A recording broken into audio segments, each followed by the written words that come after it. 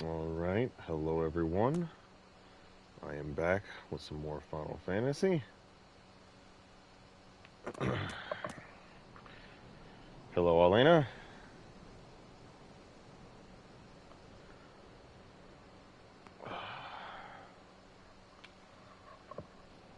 And where we left off here, we were with Thancred in investigating the Amalj'aa. Hello, Ferox.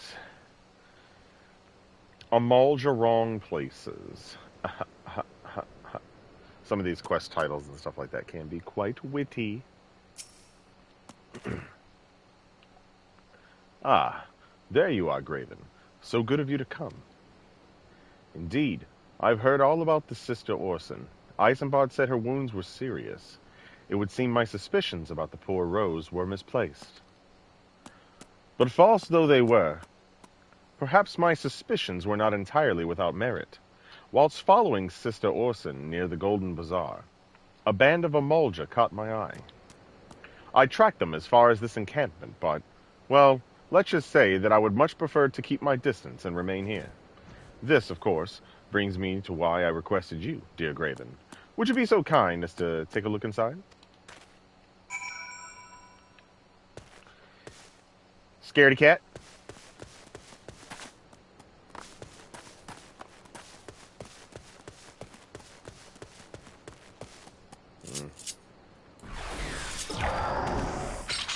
Hey, how you doing? Hey. Don't mind me. Just walking around. Minding my own business. Queer leaflet. That's the old meaning of the words. I ain't making no Leon jokes. Oh, Lena. I ain't joking about bingo.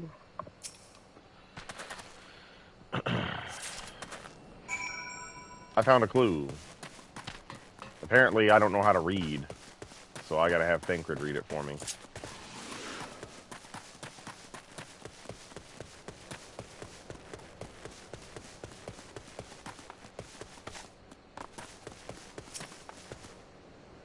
Hi, Thancred. Well, did anything tickle your fancy? This leaflet. See the wealth of Nald to the hands of your children. It looks to be some sort of assembly to provide the poor with work. The lettering, though, atrocious, is it not? And these bits about Nald Thal seem somewhat less than studied. I find it hard to believe one among the Order penned this. Pray, take this to the inn at Camp Drybone. Let's see what Sister Orson makes of it. Why do you keep involving that poor lady?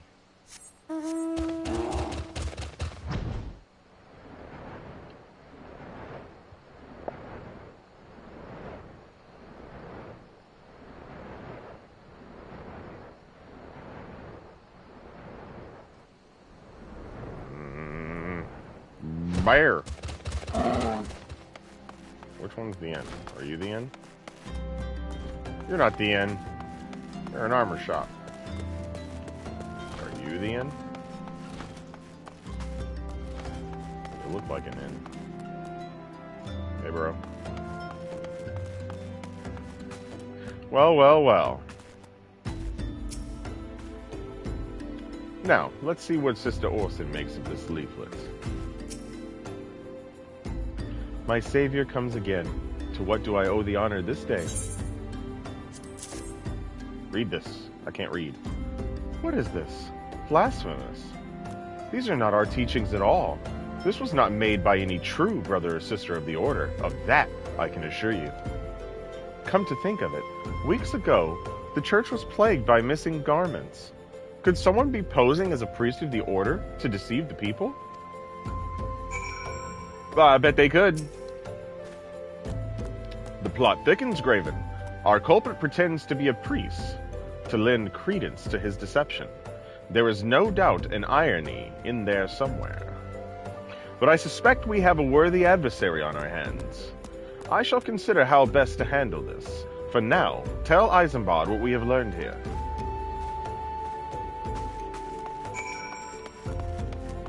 Thinker told me to go to Eisenbad.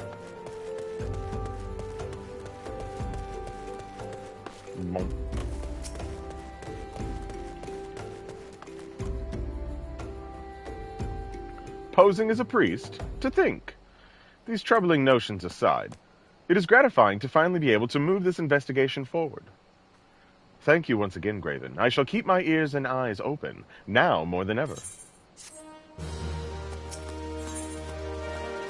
Oh yeah, picture time.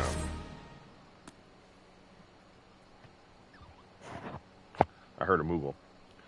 I'm afraid I have not seen any unusual activity, nor have any at this camp given me cause to doubt them. But unless we can identify the culprit, and soon, more innocents will fall victim. Do not despair just yet, my friend. An idea occurs to me. Our suspect has been posing as a priest, using leaflets bearing false promises to lure the poor. Let Graven and me serve like with like, by posing as impoverished souls in need of succor. I dare to hope that this will yield us the answers we seek. It will be a dangerous undertaking, but you two are more than capable of looking after yourselves. I'm next to useless in battle, but I can supply the garments for the disguise. These old tunics and slops should serve your needs, so long as you don't mind the smell and the stains. They will serve very well. You have my thanks. Listen, Graven. So as to lay the foundation for our little ploy, we must make it widely known that more vagrants have arrived at camp and are desperate for coin. To this end, I want you to don the old garments Eisenbard has lent us and beg for work around the camp. Before long, the false priest should catch wind and approach us. Alright, I'm going to dress as a bum. Speak with the locals while garbed in the weathered shepherd's tunic and a pair of weathered shepherd's slops. Oh, thank God he actually gave them to me. I was afraid he wasn't going to give them to me. I'm poor!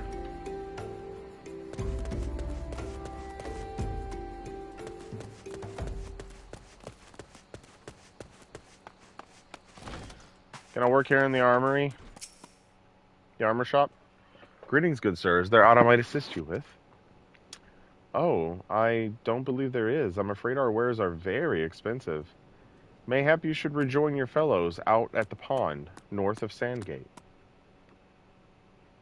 She just turned my ass away.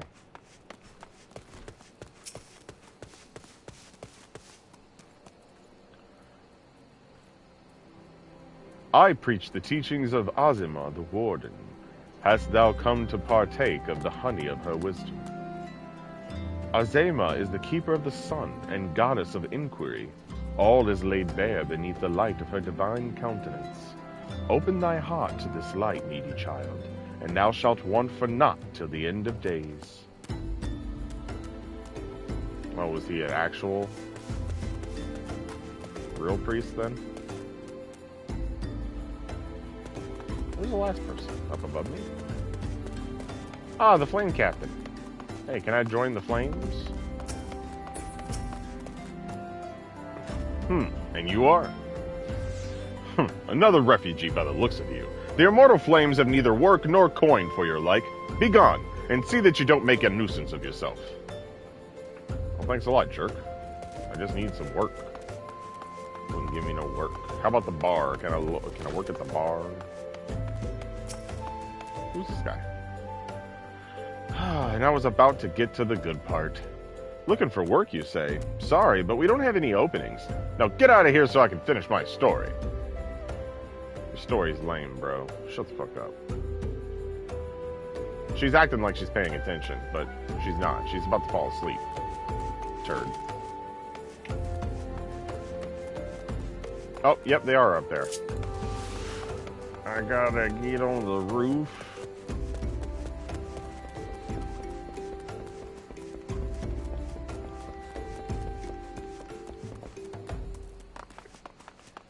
Hey, you got some work on the roof?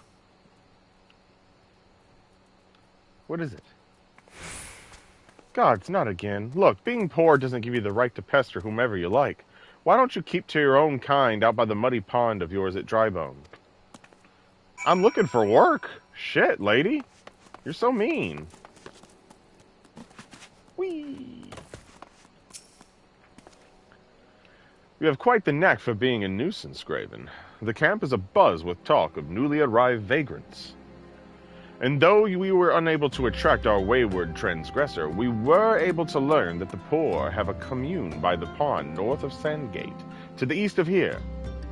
The eyes of the authorities do not reach that place, rather ideal for spiriting away hapless souls.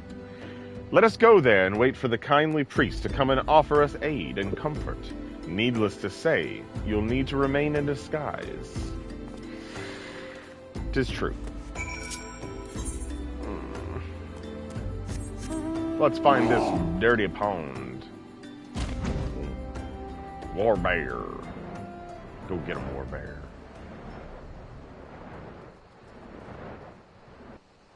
This looks like a dirty pond to me. With a dusty mongrel.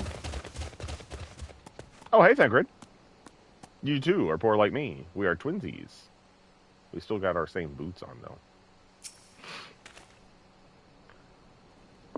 A fine morning to catch false priests, wouldn't you say? I would say so, Thancred. You look absolutely smashing, Graven. Positively dressed for deception. All that's left, then, is to wait for our quarry to appear.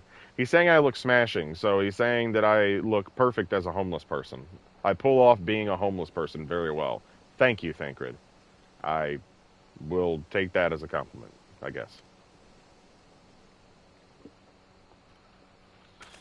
Son of a bitch.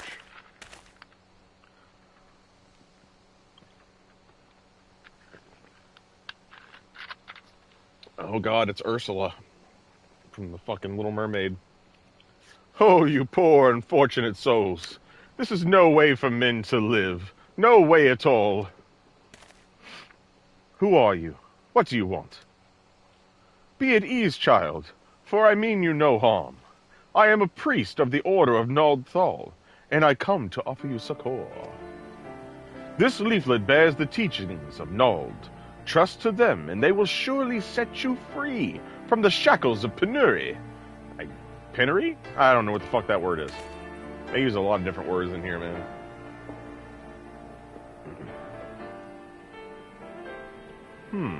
A tempting offer, but I'm afraid I must decline. On account of that atrocious performance, you would have made a god's awful mumma, Ungust. What? How did you know? You bastards tricked me! Please don't hurt me! I was only doing it to protect my people! Is that so? Do continue. Very well. I am a man of the Golden Bazaar, raised there, if not born. Some moons ago, the Amalj'aa raids began. They would appear sudden as a sandstorm, and plunder and pillage at will. Our defenders couldn't stand against them. Few as they were, everyone lived in fear. I wanted to save my people, but being a merchant was all I knew, and so I did the only thing a merchant could. I approached the Amalj'aa in hopes of brokering a deal. In return for sparing the Golden Bazaar, they made demands, outrageous ones. Demands? Of what kind, pray tell? First of all, they wanted a schedule for crystal shipments from the Nanawa mines. For this, I bribed one of the workers to leak me the information. Next, they wanted me to bring them people, so I posed as a priest to lure in the vulnerable and give them over to the Amalj'aa. I didn't have a choice. Protecting one's home is a noble thing, but at the cost of innocence? You could have sought the aid of the immortal flames, yet you did not. I suspect you are not telling me the full story. What made you sell out your own people? Speak! The... was good. What did you say? The coin was good, I said! I could sell mole meat for a score of lifetimes and not even see a fraction of what the Amalj'aa pay me. You sacrificed innocence so that you could line your own pockets. Words fall to Words fail to express the contempt I feel for you. Spare me your contempt. If you want to blame someone for the mess the world's in, then blame yourselves or the gods. That reminds me of a line from Final Fantasy Tactics that actually is, blame yourself or God. I think that's when they, like, I don't know if they killed somebody or stabbed them or if it was just someone homeless or what. But similar situation. Very good line. Ugh, not you again! Were you the one leaking the Immortal Flame's patrol routes to the enemy as well? Spit it out. No, I know nothing about that. I swear it. At this stage, I'm rather disinclined to believe aught that leaves your mouth. But no matter, there'll be time enough to learn the truth. He's crying. Graven, be a good man and take word of these developments to Minfilia, would you? I shall prize everything I can out of this filth. The abductees are still somewhere out there. Our foremost priority is to rescue them. So, if you guys remember yesterday when I streamed, I told you this would happen. I am going to be going to the Waking Sands for the rest of my life.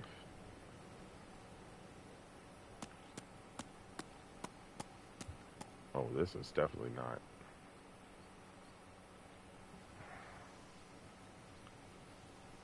I gotta go to Western Thanalan. Hey, stop flying up there. Son of a bitch. Just gonna yell at random people like some old man. Get off my sky lawn!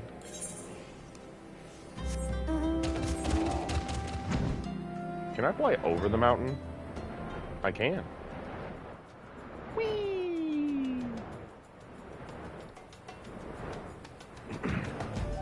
Much simpler.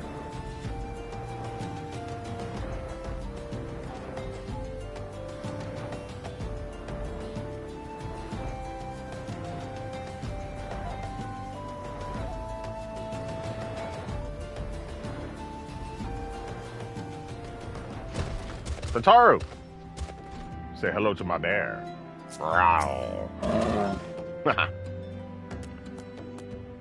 Graven, how goes it? All's well here. At least on the bookkeeping front, anyway. That is what she said last night. She has said nothing. Wait, can I put it back on my regular gear now?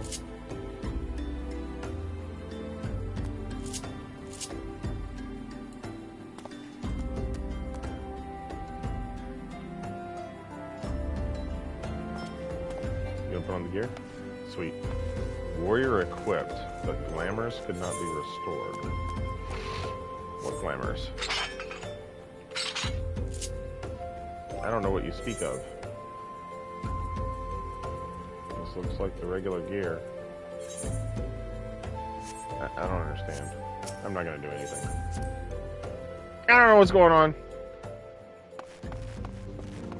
Here I am, Waking Sands, report to Minfilia.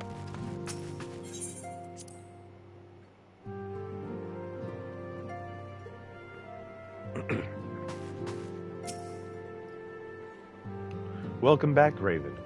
I'm pleased that you and Thancred have been getting along. I see. You have done well to uncover the truth.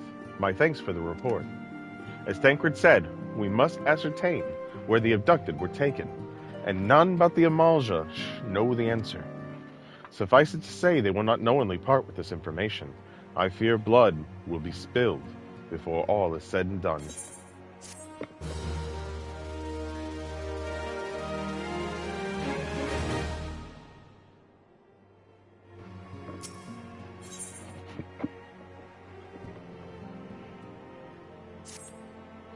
Though we seek a peaceful solution to the primal problem, we must needs be ready to fight for our cause. That you might take to the field suitably prepared, I would have you meet with a goblin acquaintance of mine. His name is Mutamix Bubblypots, and he is a scholar of no small repute. Mutamix is renowned for having introduced a revolutionary method of enhancing equipment to Eorzea. The knowledge of this method was once a closely guarded secret, but thanks to Mutamix and his students, it has now been disseminated disseminated to the great benefit of all the realm. It would serve you well to acquire an understanding of the process. For this purpose, I shall lend you a blade. Take it to Munimix and bid him to use it to demonstrate his craft for you. Munimix is ever to be found at his camp in central Thanalan, a place known as the Bonfire. Look for a pillar of smoke, and the way will become clear. This part is actually kind of a waste of time, because I do not need to know about his materia. I already am knowledgeable of materia.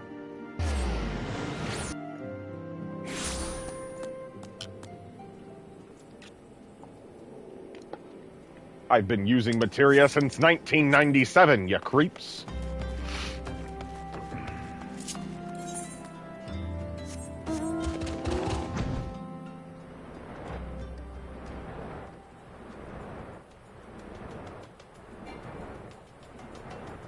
Oh, yes, I can.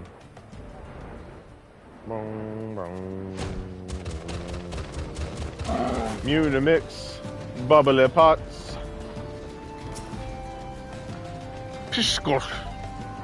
Who is this uplander? Come to tinting a Mutamix bubbly pots.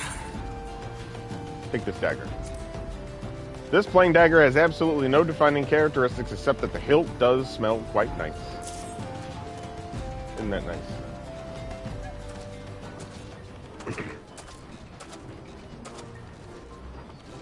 Fighty tool drinks an airy self. What? Are you guys talking weird? When full of airy self, Fighty tool changes to Stony Shine, the name of materia. You guys are talking like a goblin, aren't you? If materia join with other Fighty tool, then Big Eye's Fighty tool gains power of airy self. Okay. Shishko. Munimix is reckoning that Uplander is friend of Minfilia. Well, I brought you her dagger. Yes, tongue flaps reach ears of Mutamix with fastness. Minfilia wants Uplander to see power of materia. Uplander brings Fighty tool to Mutamix. Yes. Ow! Shko, Fighty tool is unstrong as eating tool. Make good Tichi show of power of materia. So he says it's as good as a fork.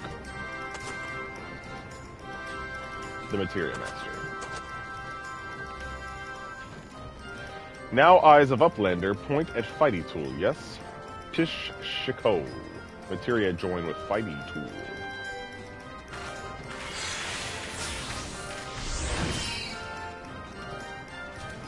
Fighty tool gains power of materia. Fighty tool reborn. Here, Uplander, take Fighty tool to Minfilia. Materia, strictly speaking, is a kind of crystal. It is created by drawing out the etheric constituents from a piece of equipment and then crystallizing them. Not just any old equipment will serve, mind you. It must have sufficient spirit bond. That being a measure of how fully an item has been imbued with its owner's spirit.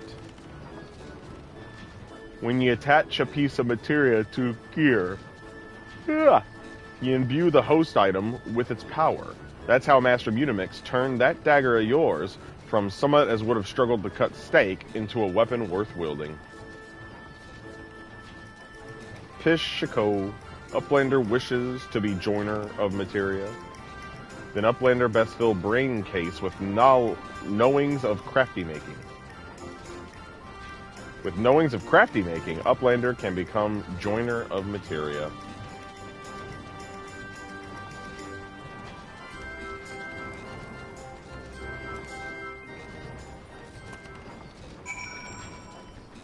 Sounds good. Leave me alone. Wait, is this gonna sound... No.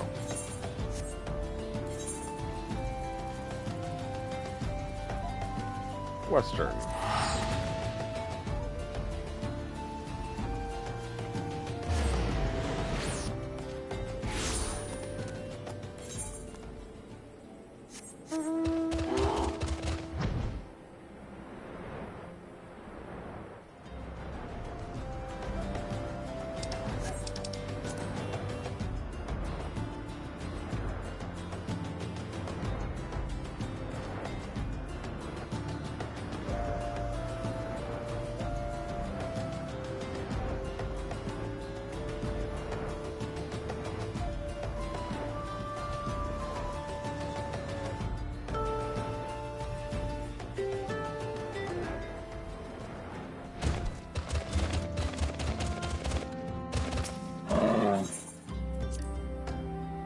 Back to the Waking Sands.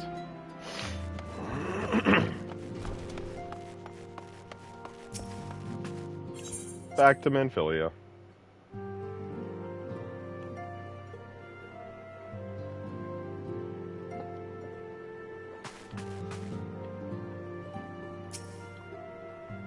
Welcome back, Raven. I trust your visit to the bonfire proved fruitful. A once ordinary dagger now made special with the wonders of materia. Ah, what a remarkable difference a single piece of materia can make. Granted, the skills needed to manipulate the substance are not easily acquired, but one need only look upon the results to realize such efforts are worthwhile. As I am sure you are aware, the quality of one's equipment can be the difference between victory and defeat. Materia may well give you the edge you need, Graven, so make it your ally.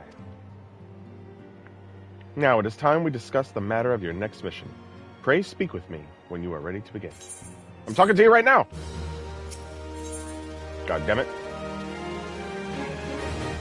I believe that picture reveals something to me.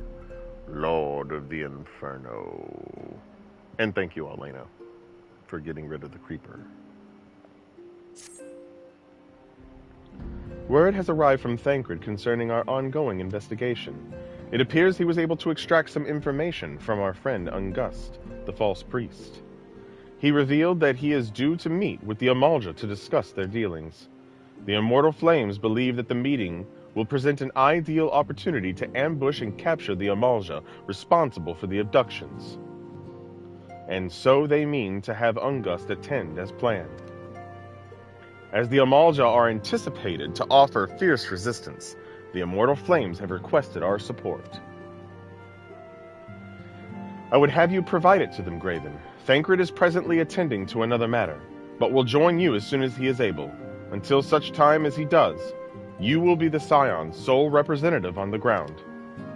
Before he left, he bade me to tell you to save some for him. Such is his confidence in you, a confidence I share.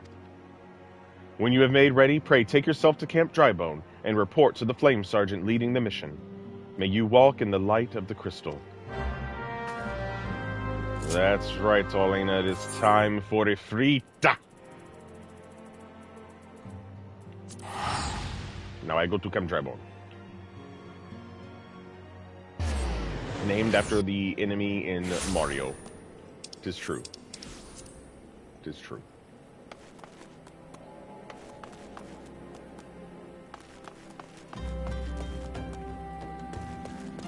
Well, you're not the one heading the mission. You ain't got nothing on your head. Oh, there you are.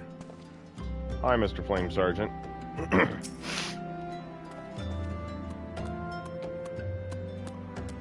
Ah, you're Graven Rosi of the Scions. My thanks for coming, friend.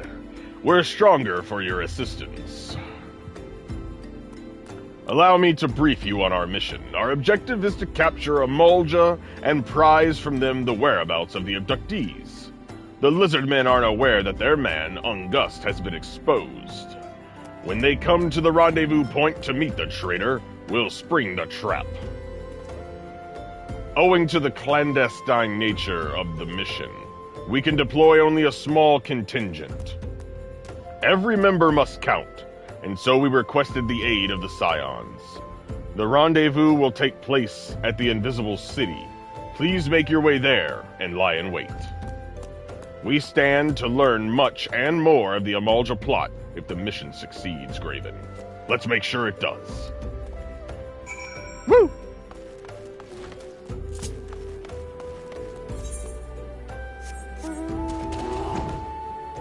Go, Warbear, go!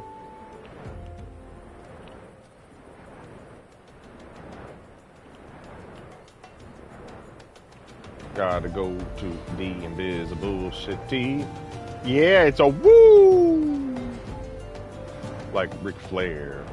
Woo! The nature boy, Ric Flair. Hello, rotting corpse. Lots of zombies. Here you go, guys. This is what the zombies... They got zombies in this game. He's all like, hey, I'm dead. You can tell he's dead. See, he's like, hi, I'm dead. See, he's dead. Zombie. A lot of zombies here. Oh, a rotting noble. He's fancier than the other guys. Anyways.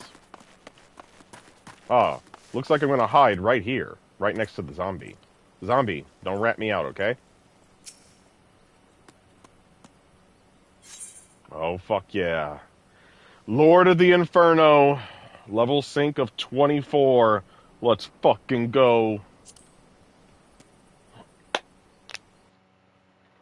Get ready, guys. This is the good shit.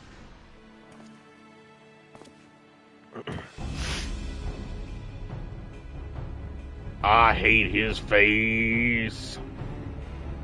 Is the bait in place?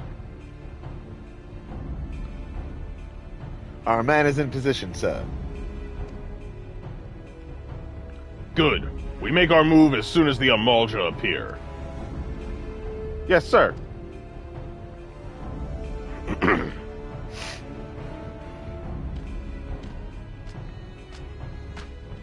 Well, they actually said that this is the battle, so they showed his picture and everything, so this has to be it. I know what you're talking about, but I think we get to that point. I know what you're thinking. Ah!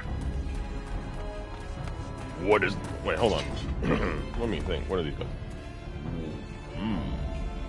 What is the meaning of this?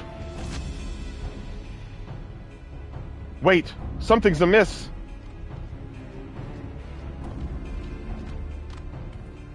Uh-oh. They ambushed our ambush with an ambush of their own.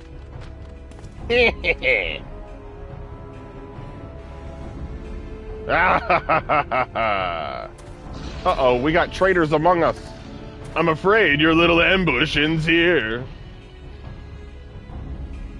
I eluded the immortal flame's clutches for moons before finally being caught. Did you not wonder how I managed it? 'Twas almost as if someone was feeding them information from the inside. What a fucking dolt. Aye, your every movement was known to me ahead of time. Now, as much as I'd love to chat a while, I have appointments to keep. They're all yours.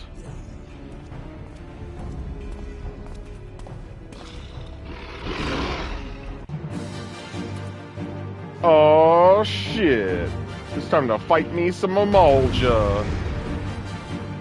Y'all fucking with the wrong guy. Tis I, Raven Rosie. They just fucking walked away from me.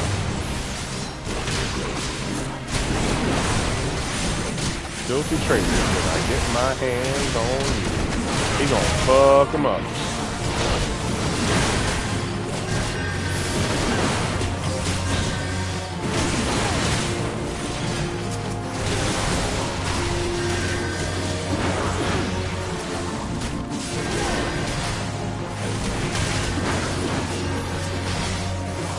Hey, you.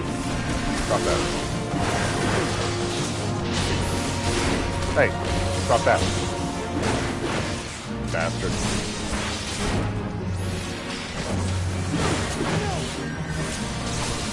He's casting Blizzard too.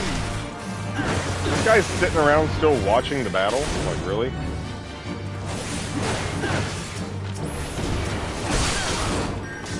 Another wave. Stay sharp, man. Well, sharp. Stop hurting my friends! Not here. Not like this. Oh, he's dead! He died! No! My friends! There is no incident, no. They're all looked at.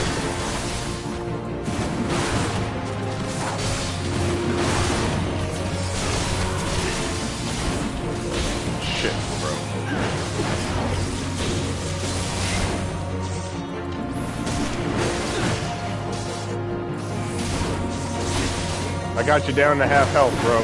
It's me and you, and the Flame Sergeant. Oh, we still got some guys with us. A Pugilist and a Gladiator. Keep casting that fire, big boy.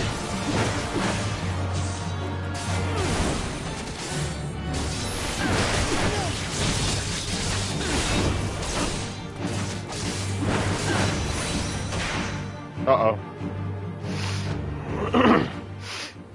It's not looking good.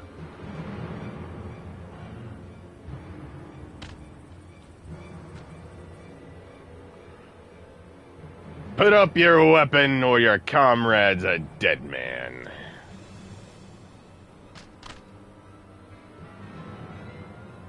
Behind you. Oh no! Oh no, he casted a sleep on me. I go sleepy now. Oh. Bring him. The rest of you, march! Traitorous scum.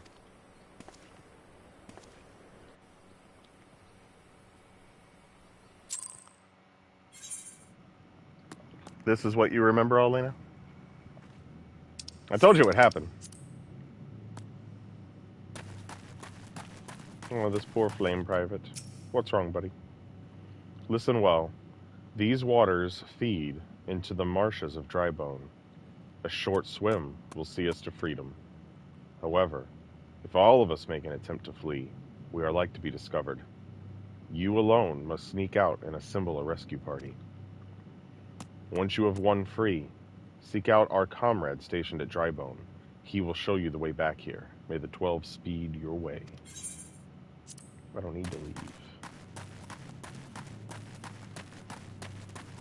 Why are you here like you're standing guard? Oh, new game plus mode, huh? What you gotta say for yourself, creep? Rejoice, heathens, for your worthless lives shall soon have meaning. Yeah, fuck you. Captured Flame Private. The Lizard Man marched us to the stronghold. They're preparing for something, and I, for one, do not want to be around when they finish. Yeah, I can understand that. I fear the Amalj'aa mean to give us to their god as an offering. If I must die, then let me die a soldier's death, with steel in hand.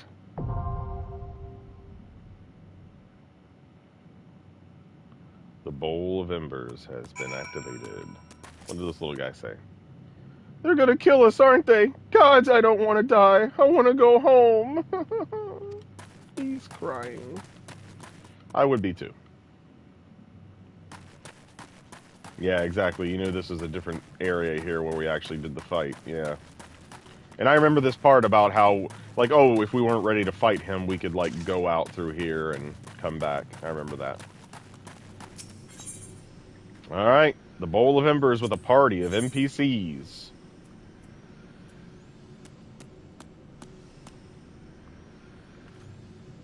Oh, it looks like my 3 people are still with me, but now they're scions. And they've gotten a little bit of upgrades. Let's do it! Yes, yes, yes! Get ready, Ferox. This is the good shit.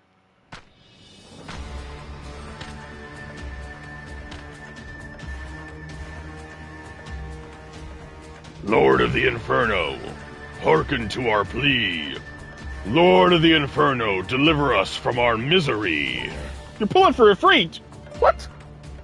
Alina! Saboteur! Saboteur! How dare you? O mighty Ifrit, Lord of the Inferno, your humble servants beseech you. Grace us with your divine presence. Oh, fuck! Goodness gracious, great balls of fire! You better be watching, Ferox. I'll kick your ass. O mighty Ifrit, we bring before you ignorant savages who know not of your godhood. Wait, know not your godhead? What? Whatever, dude. If it please you, Lord, scorch their heathen souls with your cleansing flame, and mark them as your own. Bloody hells! Bring those 2 as well.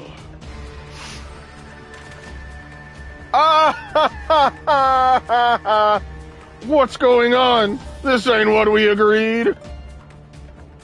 None but servants of Lord Ifrit may behold the rite of summoning. These souls of unbelievers are forfeit. No, spare me, I beg you. I don't think I can do justice for Ifrit or anything. I'm gonna, without destroying my fucking throat. Let's see. Let me have a little sip of water. Let's see what I can do.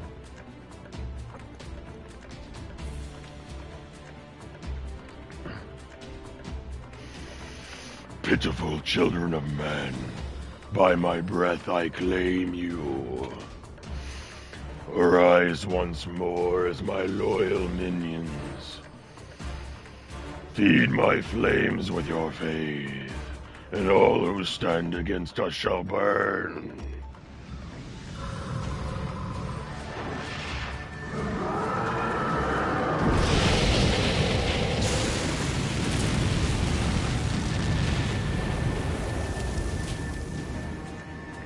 Almighty Ifrit,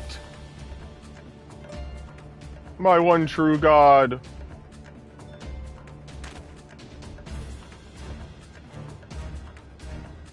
Your words are my bread.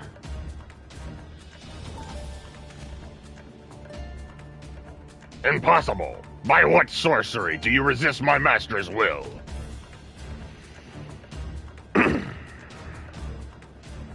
Could it be your soul already belongs to another?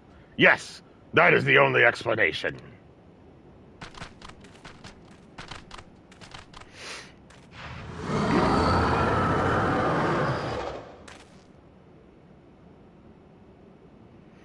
Forsooth, thy frail mortal frame can serve as vessel to the blessing of but one. Yet I smell not the taint of another upon thee. The truth of thine allegiance waxeth clear. Thou art of the goddess's blessed number. The Baragons warned of thine abhorrent kind. Thine existence is not to be suffered. Oh! He has launched the fire.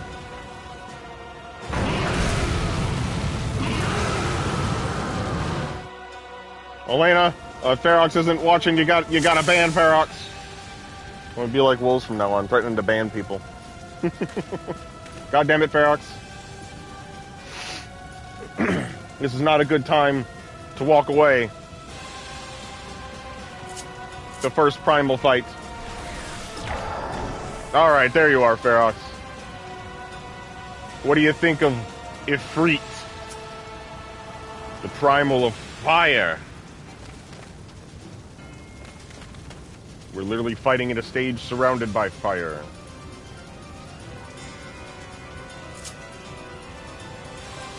Alright, Ifrit. Eat shit!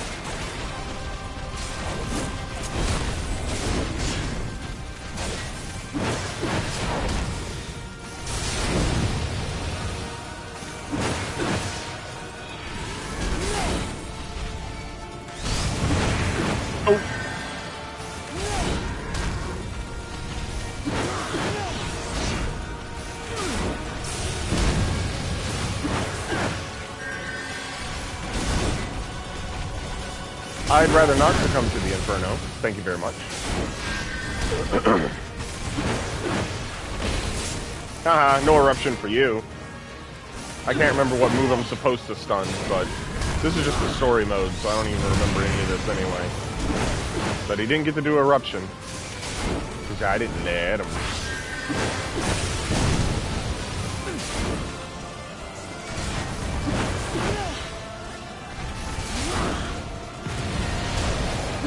Ring of Fire, huh? Good old Johnny Cash. I don't want to surrender to the Fires of Judgment either. There's a terrible power in that nail. Oh, this! Shit! Gotta break this nail.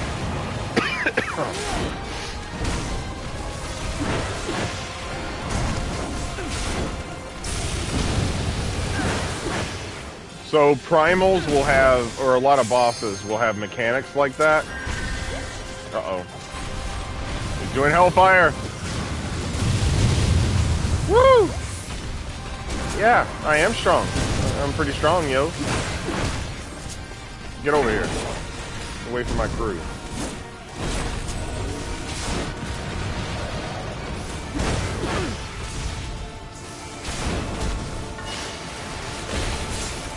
Yeah, knock that plume shit off.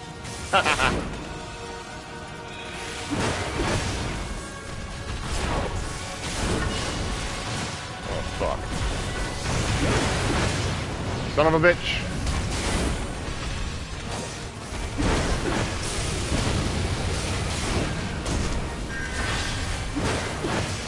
What is this shit? Well, burning for battle, sustaining most damage that would normally result in fail, will instead give you the will to live. Cool. Hey, Freet. You're about dead, buddy. Let me put you out of your misery.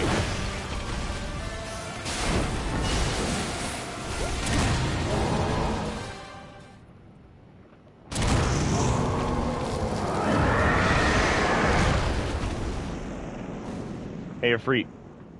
Suck it.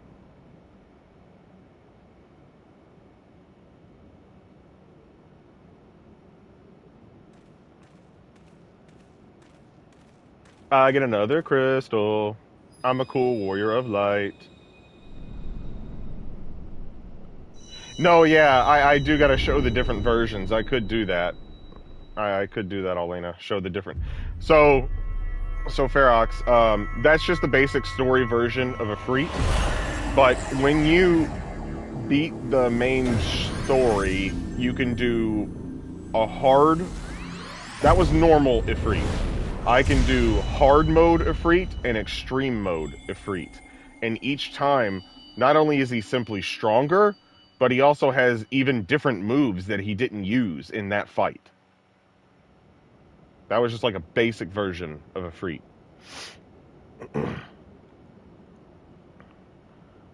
Pray, forgive my lateness.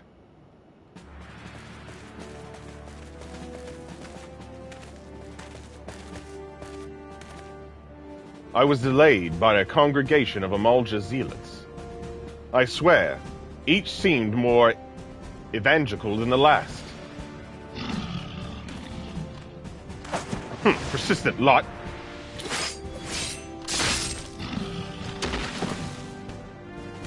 There we go, show off some of that Thancred fighting. Phew.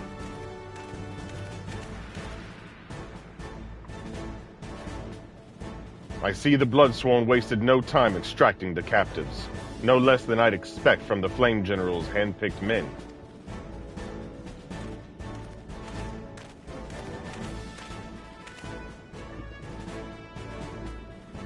As for those two, it is fair to say their hardships have only just begun. They have much to answer for. I feel I owe you an apology, Graven. Had I known this mission would prove so dangerous, I would never have left you to face it alone. You have been given a veritable baptism of fire.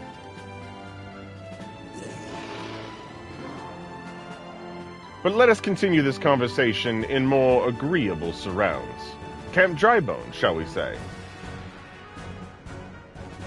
This way, sir.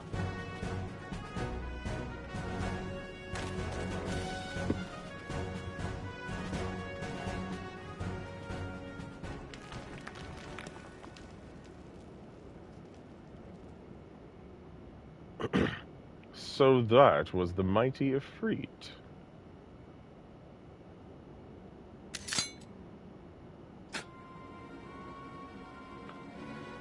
And what a disappointment he was. The readings are nowhere near what I had anticipated, even taking Ul'Dan interference into account. You should know better than to rely upon 5-year-old data left by the 7th Legion. Nor can we expect any form of support from the motherland, given the troubles at court. We have only ourselves to rely upon. Ever the pessimist, my dear Olivia. Promise me you'll never change. We've wasted enough time here. That meter of yours is too old to give any reading worth a damn. Not that there was aught worth a damn for it to read, but I take your point. I suppose we must content ourselves with the knowledge that we've achieved our primary objective. Yet I find that I am troubled by that adventurer's unexpected show of strength. Could such a foe prove a hindrance to our plans? Perhaps, but that is a consideration for another time. You have been given a task. That is your priority. I suggest you treat it as such. Fail to do as my lord commands, and I will spare him the trouble of punishing you.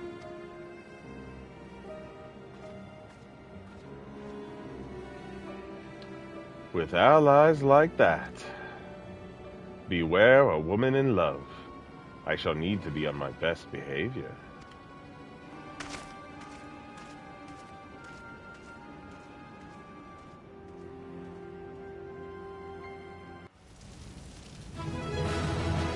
Bum, bum, bum, ba-dum. I'm surrounded by fire. Look at me. I've got my crew right here. Yeah, y'all looking a little more snazzy. Not as poor as we used to look. I need to update my gear now.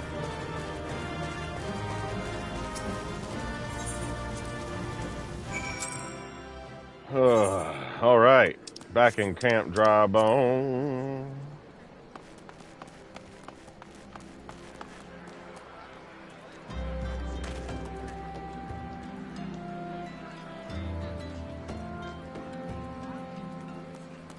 I do have the Ifrit gear. I keep everything for the most part, remember? That's why I have no room for nothing. Ah, there you are, Graven. Come, rest a while. You will have no better opportunity. After witnessing their god's ignominious defeat, the Amalj'aa will be less inclined to risk our wrath, for a time at least. Now, where were we? Oh yes, I was in the process of apologizing. I do hope you can forgive me. I arrived too late to be of any use, to you or to the abductees. They may be whole of body, but the same cannot be said for their minds. For once a man is tempered. Ah, but it ill suits me to dwell on the negatives. Amidst all our misfortunes, there is still reason to rejoice. Ifrit is slain, and by your hand no less. That is the deed of no ordinary individual, Graven. Not that I ever thought you were ordinary. On the contrary, I have long suspected that you have the potential to shape the fate of this realm. What can I say? My fine eye for talent remains undimmed. Minfilia will be proud beyond all reckoning when she hears of your deeds. I trust you shan't object to my bearing the tidings to her. That way I can claim to have contributed something to this mission. You, meanwhile, have earned yourself a rest. Take some time to relax, and return to the Waking Sands when you are good and ready. We can discuss matters in more detail then. Just don't take too long, will you? The realm's problems won't solve themselves.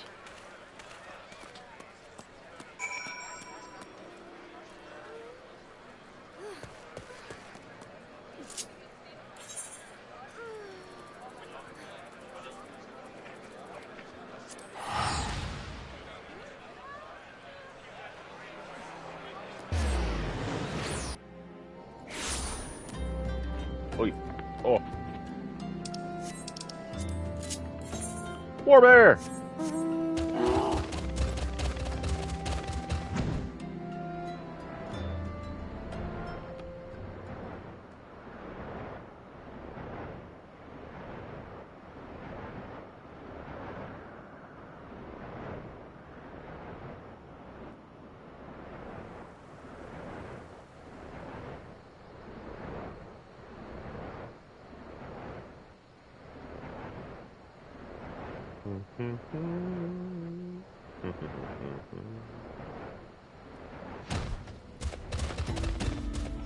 You see anything new, Tataru?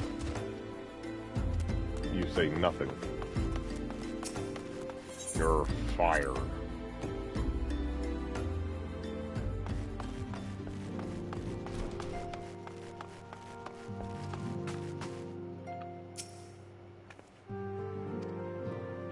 The triumphant hero returns. Thancred told us the news upon his arrival. He is presently in the Solar, giving a full report to Lady Minfilia. You should join them at once. Lady Minfilia is most eager to see you. Then I shall. God damn it, why don't you guys speak? My late arrival nearly cost Graven his life. I wasn't there when the Amalj'aa took him prisoner. And I wasn't there when they served him to Ifrit. Yes, by some miracle, he survived. But that does not excuse the fact that he should never have had to face such dangers alone. I failed him utterly. Just as I'm failing you all. What's done is done, Thancred. You can ill blame yourself for every...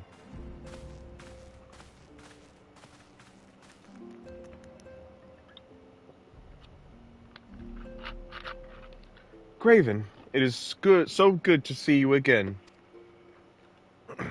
Impeccable timing, my friend. I had just finished regaling Minfilia with your heroic exploits. Thancred has told me everything. You have done well to return to us. The perils you faced were undeniably great, yet a part of me believes that I had no cause to fear, and now we can put paid to our long investigation. As we suspected, the Amalj'aa undertook the robbery and the abductions with the aim of summoning their primal Ifrit. Nor is this tale limited to Ul'dah. Similar incidents have been rife in both Limsa Lominsa and Gridania of late. I dare say you've been curious to see how these crimes are linked to the primals. Permit me to explain. Having manifested in the physical realm, primals must consume aether if they are to maintain their presence here, and the stronger they become, the more aether they require. Now, aether exists throughout creation. It flows through all life, and permeates the very air that we breathe. Alas, this alone will not suffice to sustain the likes of Ifrit. Nay, he and his kind require a more concentrated source of aether. Crystals. It is for this reason that incidents involving crystals can often be traced back to a primal. Which leaves us with the why of the abductions. To understand this, you must first understand how primals are born. When all is well with the world, primals possess no physical form.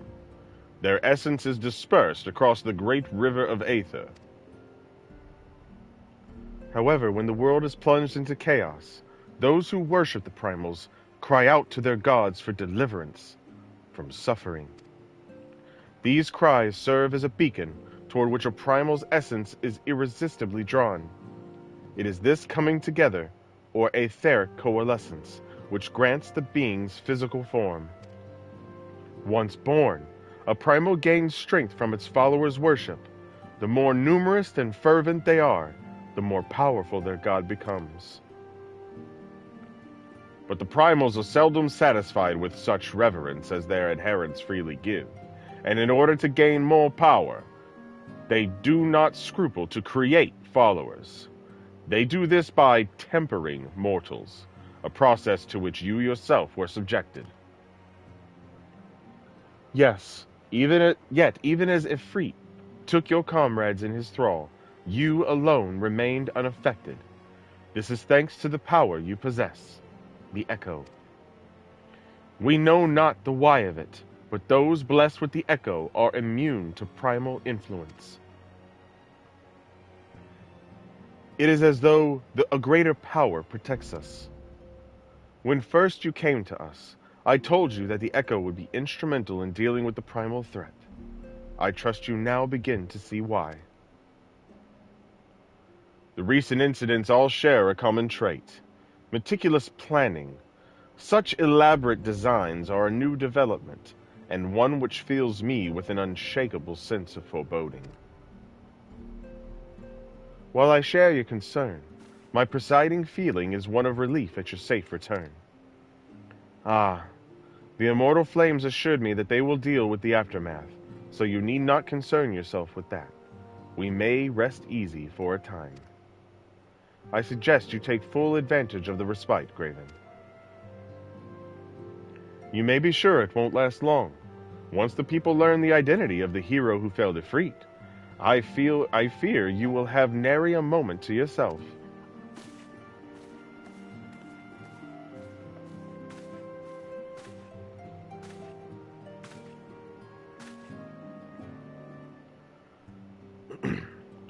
Whether she intended to or no, Minfilia neglected to tell you something.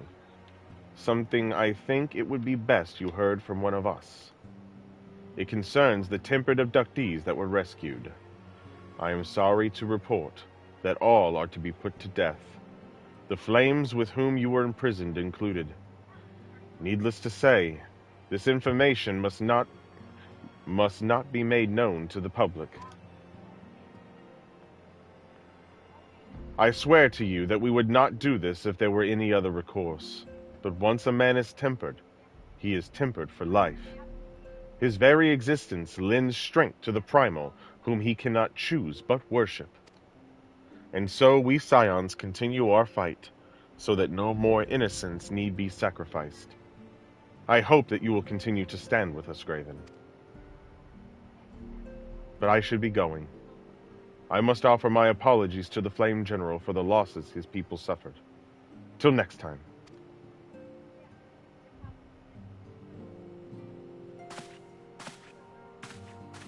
Poor Thancred. He feels so bad. So guilty. Gods forgive me. How many more lives? Louis Swall would never have allowed this to happen. I have to do better. I have to be stronger.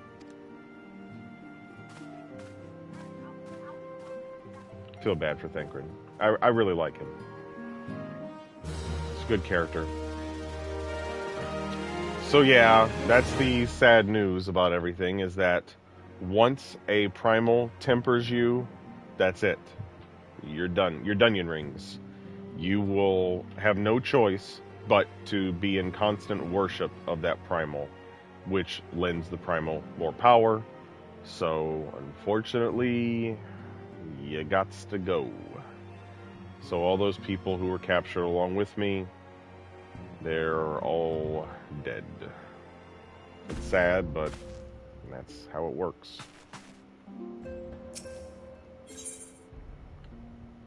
A hero in the making.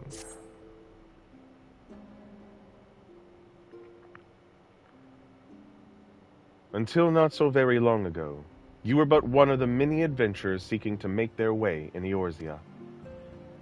But for your character and courage, you were raised in the esteemed post of envoy. Thereafter you traveled the realm, aiding those in need without thought of reward, confirming to Y'shtola that the Scions would benefit from your aid. And no sooner had you joined us than you personally bested the primal Ifrit. You have achieved a great deal in a short time, and won fame in so doing. Alas, fame does not come without a price, as you will soon discover.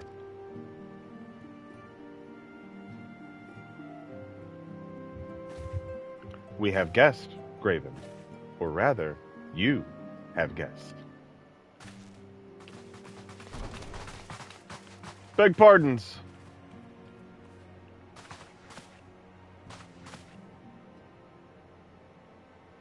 Ah, Lady Minfilia, radiant as always. I am given to understand that the Scions of the Seventh Dawn have but recently welcomed a new hero into their midst. I am here on behalf of the Maelstrom, Grand Company of Limsa Lominsa, to offer said hero a place of honor within our ranks. As you can see, Graven, your recent exploits have garnered you the attentions of the Grand Companies of Eorzea. Each organization, would have Ifrit's bane for its own. To this end, all three have sent officers to court you. Oh, they want to court me. Ooh, I got 3 dates. They would not ordinarily go through such lengths to enlist a new recruit. That they have is evidence of their high regard for you. I find myself wondering how word of Graven's deeds spread so quickly. That the immortal flames should know of his triumph is to be expected. But what are the other grand companies? Eep! Haha, she's doing the panic. Your reputation precedes you, Master Rossi. 'Tis no ordinary man who can face a primal and emerge the victor. The Order of the Twin Adder has need of valiant men such as you. Join your strength to ours, friend, and together let us ensure that peace ever reigns over the Twelveswood. What a pleasure it is to finally meet you, Master Rossi. My comrades speak of you in the most glowing terms. A man of your talent belongs with the immortal flames. Join your strength to ours, friend, and together let us secure a prosperous future for Ul'dah. The Admiral was not exaggerating when she said you have the look of a hero. Full often does she speak of you, friend. As do many others in Limsa. Long before the rest of Eorzea took note, your name was well known to us, owing to your valorous deeds on behalf of our citizens. It is only natural that we should want you for the Maelstrom. Join your strength to ours, and together let us see the grand vessel of Limsa Lominsa to the shores of glory. Oh my. My flabbers are gasted. Lady Menphilia. Very well. Though I am quite sure you need no reminding, mayhap a brief summary of the situation would help to clarify your thoughts on this matter. As you know, the Grand Companies are an all-encompassing organizations empowered to call upon the martial, economic, and technological resources of their respective city-states in times of strife. There are presently 3 such organizations in Eorzea: the Maelstrom of Limsa Lominsa, the Order of the Twin Adder of Gridania, and the Immortal Flames of Ul'dah. Serving a grand company means serving the nation to which it belongs. You will be charged with its defense and tasked with advancing its cause. In return for your faithful service, you will be furnished with various rewards, some of which may well prove useful to you in your other endeavors. If you are agonizing over which of the grand companies best deserves your loyalty, be at ease. The commitment you make this day need not be permanent. Should you wish to shift your allegiance at a later date, you are entitled to do so. And yet, I concede that it is no small choice you face. A thought occurs to me. You will, of course, recall that the 3 city-states are planning to hold remembrance services. Well, as part of the proceedings, I am given to understand that the leader of each grand company will deliver an address. Hearing these addresses ought to help you make an informed decision. What say you, my dear officers? A fine suggestion. You are as wise as you are beautiful, my lady. Very well. Let Graven hear our leaders speak, then return here with his decision. We eagerly await your answer.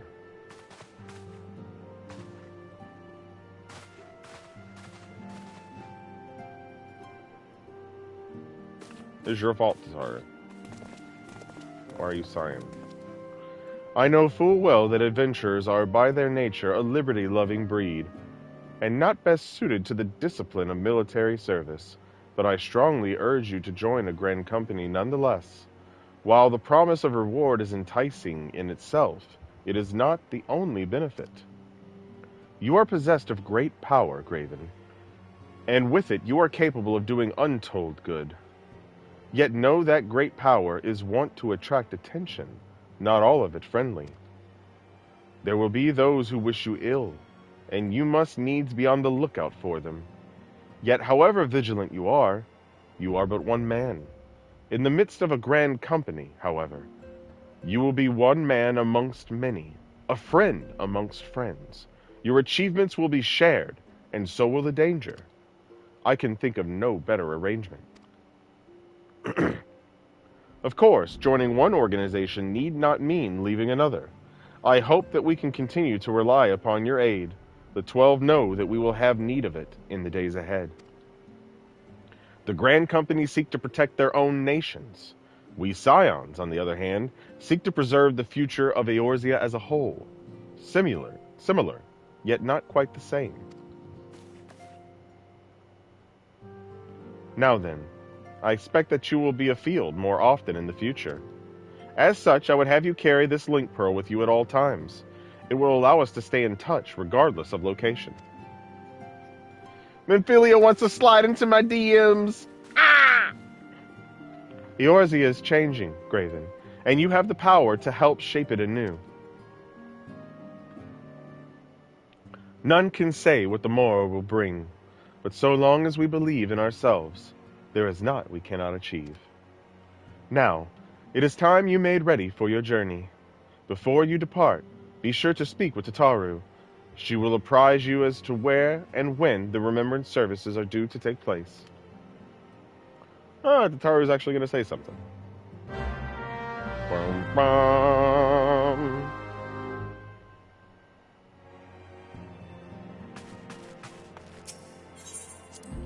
I must speak with Tataru.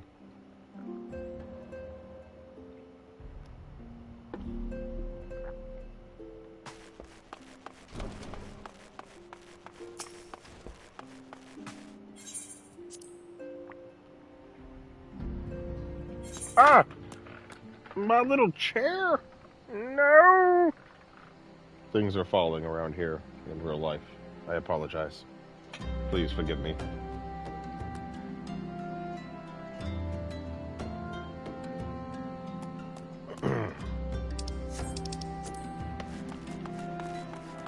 Alright, Tataru, what do you have to say for yourself?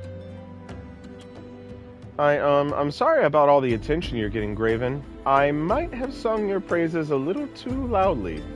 And often. To a few too many people. Next time, I'll be sure to hold my tongue. Literally, if necessary. Anyway, I expect you want to know where and when the remembrance services are taking place. If all goes to plan, Gridania's Grand Company, the Order of the Twin Adder, will hold the first of the 3 services, and Elder Seedseer Khan A. Senna will deliver her address at Miketo's amphitheater. I should probably mention at this point that due to the organizational challenges involved in assembling all of the involved parties, it's possible that the order of the services might change.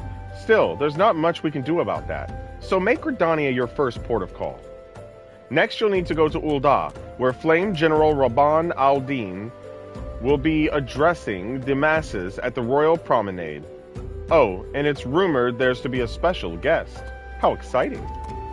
Last but not least, you must make your way to the stateroom in Limsa Lominsa, where Maelstrom Chief Admiral Merylvib Blosvin will be giving her address. The room is accessible via the Admiral's lift. Identify yourself to the sentry, Xanthale, and he will admit you. Got all that? Well, off you go then. I hope you find the remembrance services suitably educational.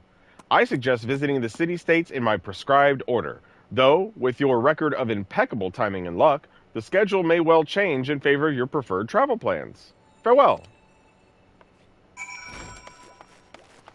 Listen here, lady. Don't tell me how to live my life.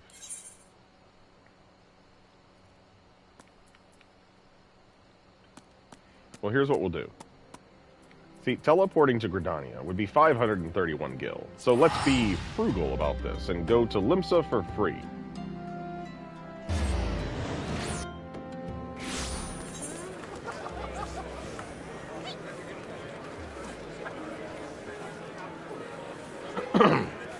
Alright.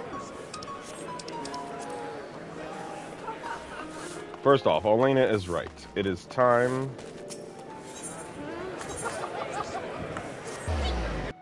to change the gear. I gotta look fancy now. at least a little bit.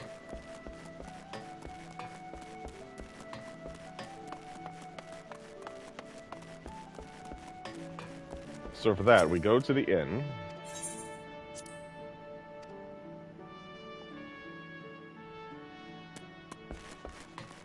I don't think I can touch any of this until... Yeah, okay.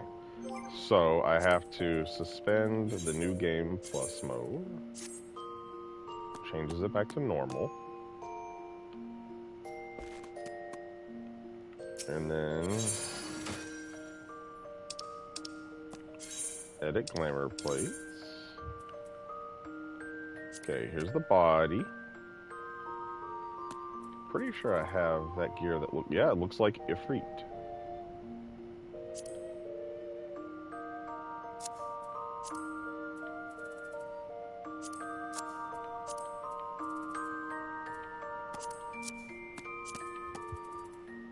Hellfire.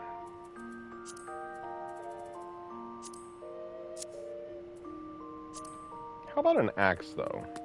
I don't think I have just like a version of the Ifrit axe just hanging around. Even though I know there is one. See, look, there's the trimmer axe. That's for Titan. I don't think I have one for Ifrit. Did I just get rid of it? Or it might not be in here. Hold on. Let's save the changes.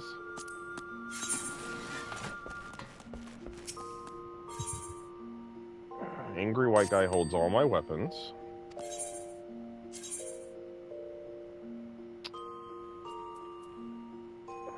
Moonward. If I have it, it'll be here somewhere. Aha!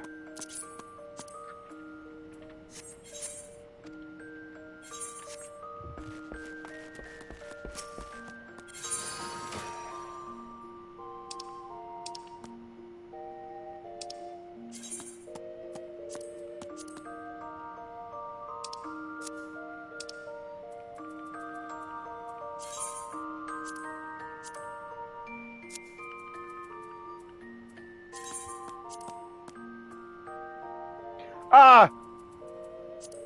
That's the wrong axe. I mean, the wrong glamour area. Fucking piece of shit.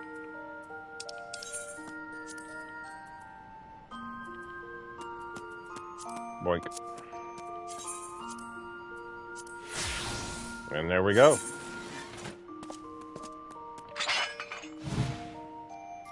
Yeah, boy. I am the slayer of Ifrit now. Respect my authority. Okay, now back to new game plus mode. Boink.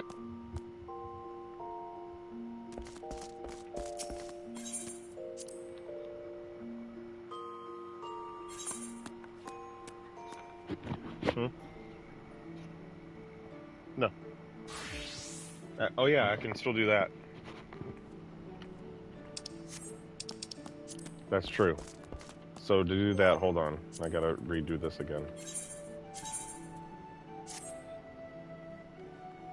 Okay. Let's see. Duty Finder.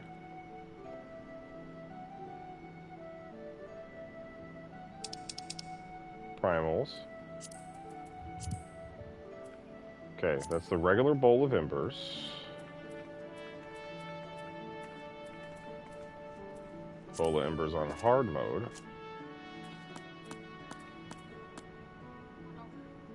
How do I do that thing to... It's the settings up top.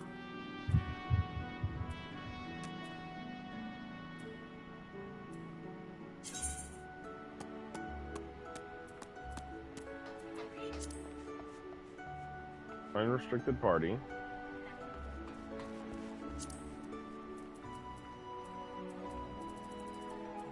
Bowl of embers hard. It's on the next page.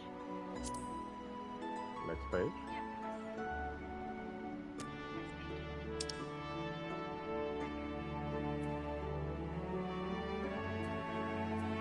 Where you... That's where I was. This is the bowl of embers. And it was right here, the hard mode. On extreme. Oh, just go straight to extreme? I thought I was gonna do hard. Oh, just show extreme? The Bowl of Embers Extreme.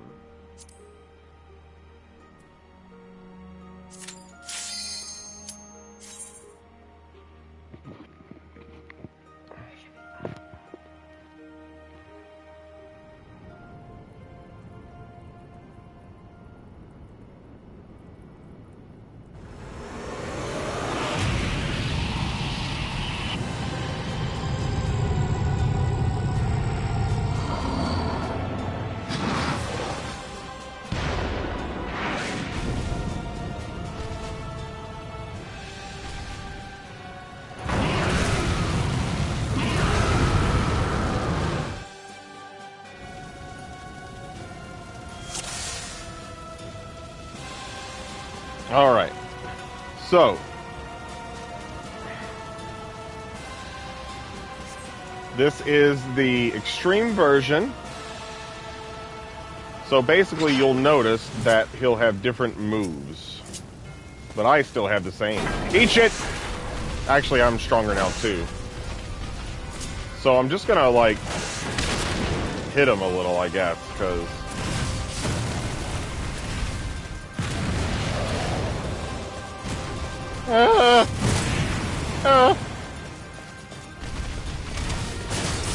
stop it, a freak. Alright, now what is he gonna do? Ah, the nails. Yeah!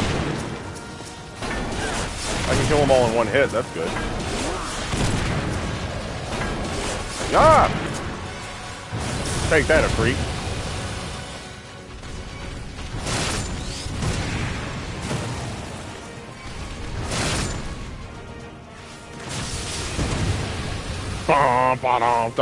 Could you imagine facing off against this? Like, look at from the perspective. Like, stop hurting me.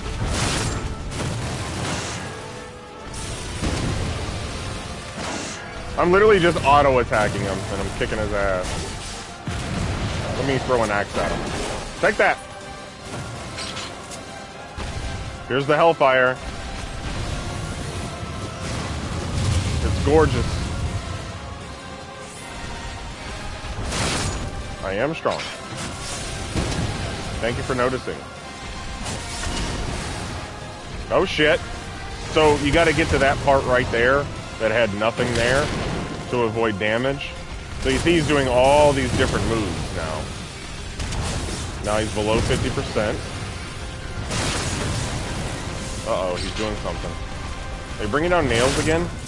Oh yeah, and he's got more nails this time.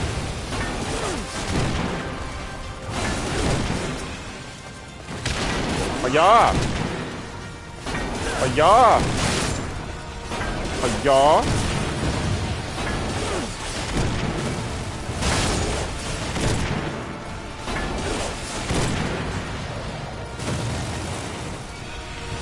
So this is actually funny. Yeah, look, my vulnerability was going up. Give me some more vulnerability, you creep.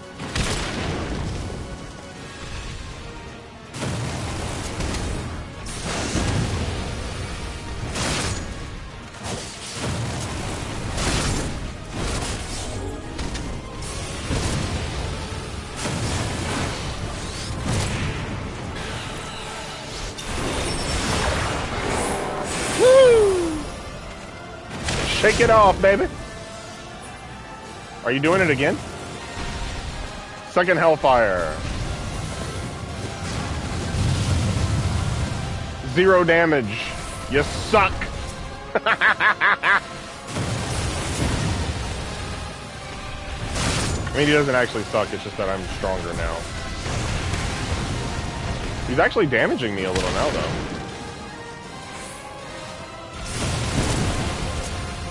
How about this? Oh, I just healed myself for 80,000. You're garbage. Oh, this is it. Ah! I love this move. Ah, it was too close. That's a good move he does. That's new. Hey, Ifrit. I got something for you. This is gonna hurt him so bad. Oh, he's dead!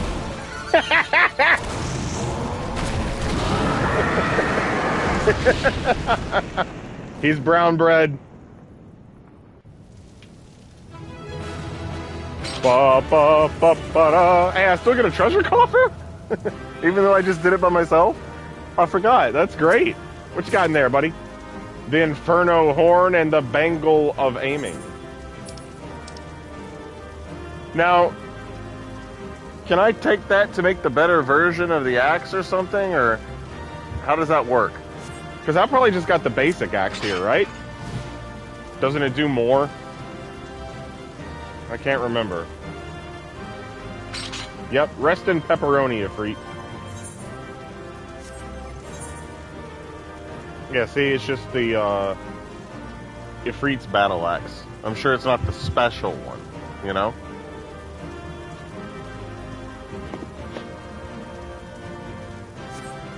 Oh, because you can buy those ones, can't you? Oh, I forgot about that. So yeah, Ferox, that is the extreme version of Ifrit. So that's like the hardest version of him that I'm aware of, unless they've added something new. Auction house, that would be this way. Let's see. Yes, he had a lot more moves, a lot of stuff going for him. What's funny is you do not get this gear that is based off Ifrit from Ifrit. You don't get it from him. It's like way later in the game. They just gave out, they had some armor that you could get that looked like the primals. And depending on what class you were, like all of the tanks get to wear the Ifrit gear. But other ones got different gear.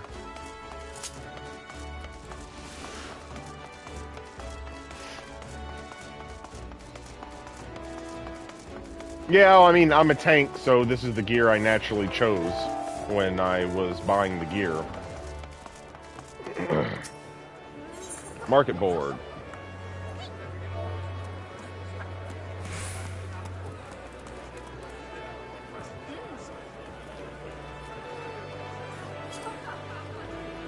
See if I can find Ifrit. I can buy Wind Up Ifrit, which I have, or Ifrit's Horn. Maybe his axe isn't called Ifrit.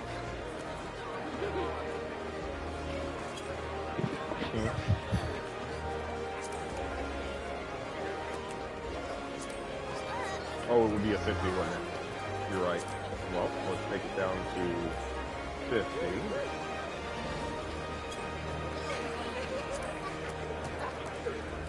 Yep, Inferno Battle Axe.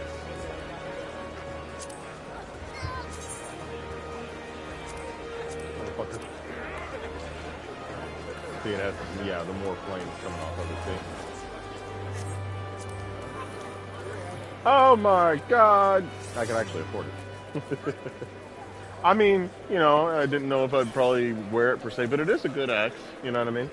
But yeah, but I could probably make it, right? Now this one I have.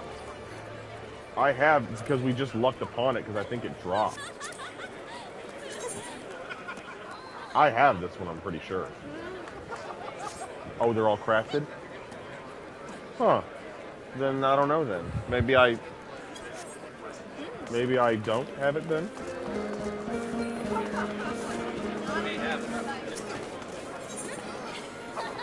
Oh, you know what? I wanted it for that PvP gear that I had from that anime or whatever. You know? In the Undying Twilight gear or whatever. I remember that now. That's what I used it for. Because normally I wouldn't use that axe. It was for that gear because I felt like it's what went with it, you know?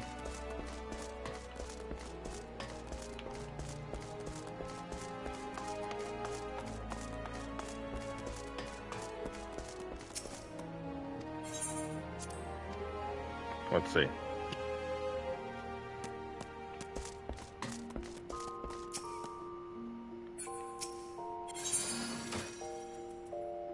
Yeah, here it is. Yep, trimmer axe. High quality. Maybe. If I look, yeah, if I looked, well, I guess maybe they won't show it here, right? Because it's in the glamour. Would they show it if I took it out or something? You take it out. If it was made by you? Yeah. Okay. Yeah, because I'm assuming I probably have all of them that I've gotten.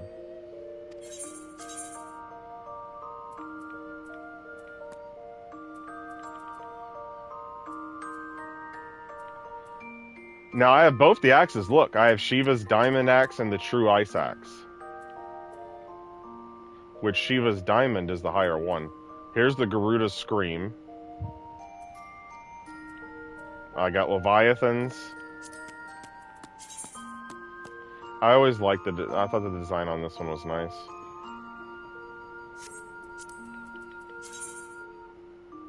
Oh look, Leviathan's water's up. That's nice. Tidal wave.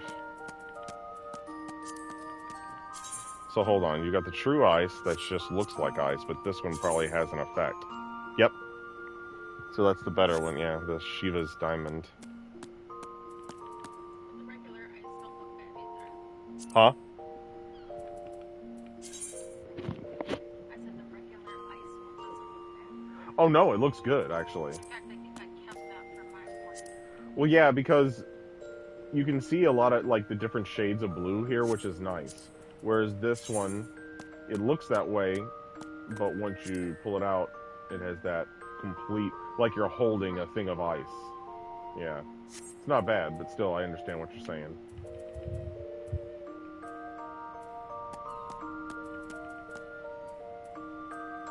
Yeah, I don't think I have that many others from other, primals. This one. Is this her? No, it's died. What the fuck?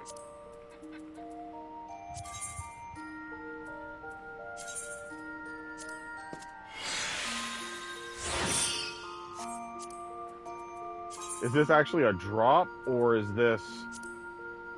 No. Never mind. It's Moonward. That's not a drop. I thought of Moon, and I thought of Stormblood. But this isn't. This is Moonward as in Endwalker, right?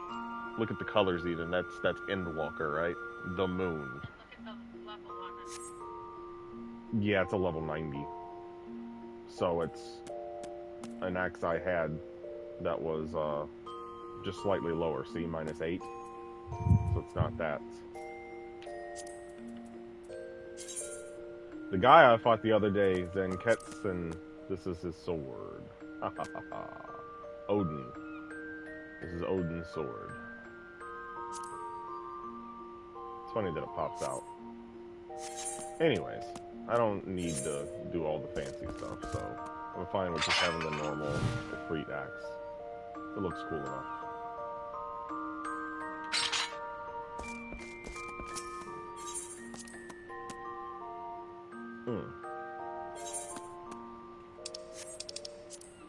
Alright, so we're going to go to... Hold on, let me turn on the thing.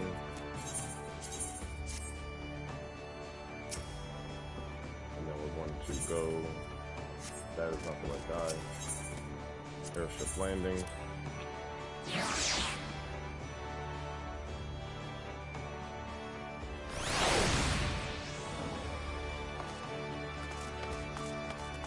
And let us fly to Gridania. And then I am going to use the washroom real quick.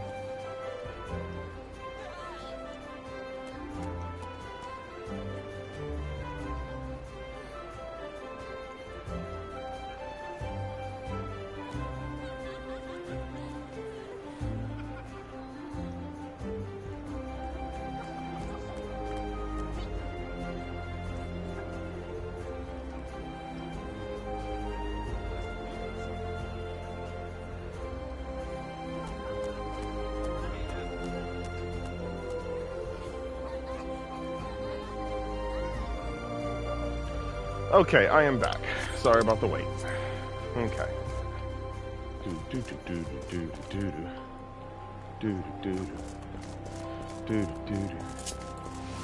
Whee!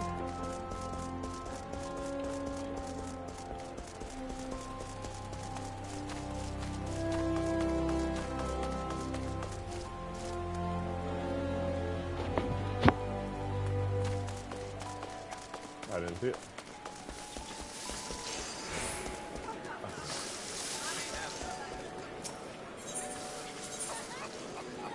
Tiptoed amphitheater.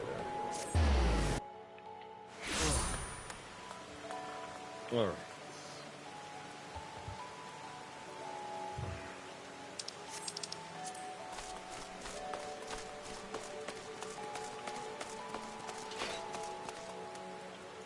This is basically, in this place in Gridania is where like a lot of events take place when they have like limited time events, seasonal events, stuff like that. A lot of it happens here because it's a perfect stage area to like set up and have some new NPCs here. And the shops are usually like outside this area here. Okay, let's see this remembrance.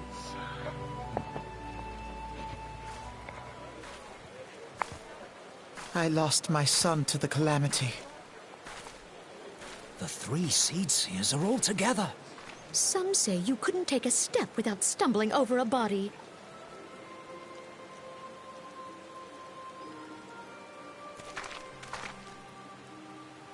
I need to change that thing where it hides my head during cutscenes.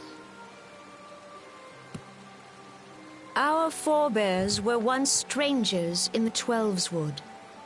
Fearful of the green wrath, they hid themselves in the dark recesses of the earth. Yet they dreamed of basking in the dappled sunlight of the forest. Through great effort, they proved their worth to the elementals, and were granted a place beneath the boughs. So it was that Gridania was born, some 5 centuries ago. Working hand in hand, the Hyur and the Elysian settlers sowed the seeds of our civilization, and soon they were joined by folk of all races. So nourished by the waters of unity, and blessed by the light of the matron, Gridania flourished into the great nation it is today. Well, hello there, twins. It's been a while. Do you see the Gridanian standard? There, hanging behind the Elder Seedseer.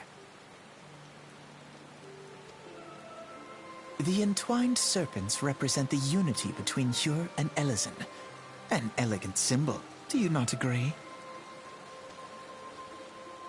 In accordance with the will of the elementals, we have embraced a life of peace.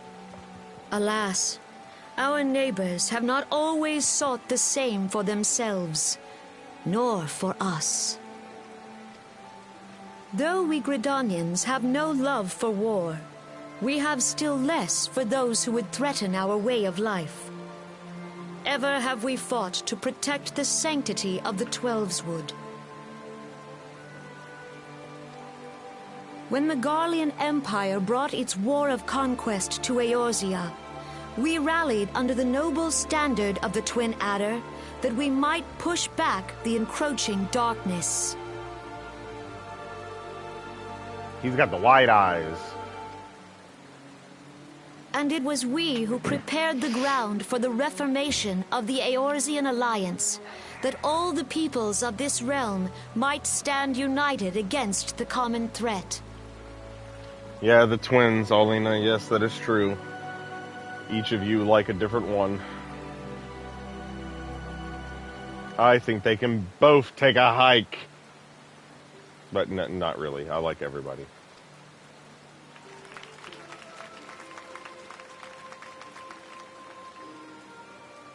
"5 years ago, the Alliance met the armies of the Empire upon the fields of Cartano. It would prove the bloodiest battle in recent memory, Countless Gridanian lives were lost. As Supreme Commander of the Order of the Twin Adder, ever shall I bear the weight of our people's sacrifice. Alas, their loss was not the only tragedy to befall us that day, for soon came the calamity. Oh no.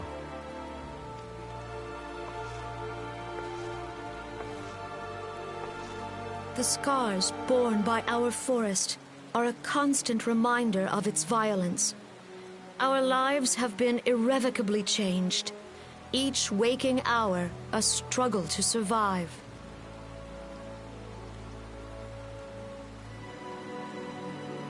Driven to desperation, some among us have strayed from the path of righteousness, resorting to banditry, poaching, and other unconscionable deeds.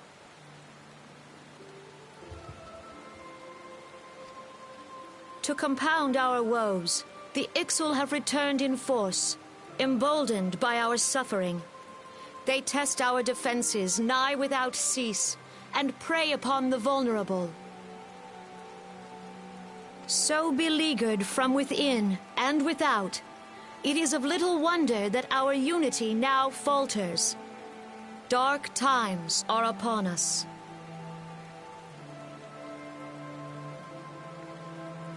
Time was a man could walk pox the on the high bloody roads without Ixal. fear.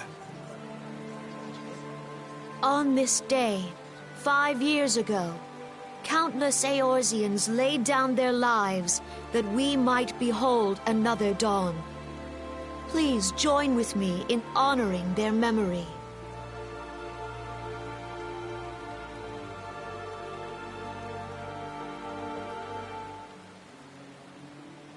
And how do you propose to honor the memory of those you cannot remember, pray tell?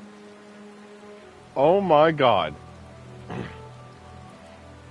Alphino, the boy, not so bad. The girl right now, I am sorry. I am sorry. I mean this as no insult. But wow is the voice actor we're gonna get later just phenomenally more suited for the character. Ooh boy.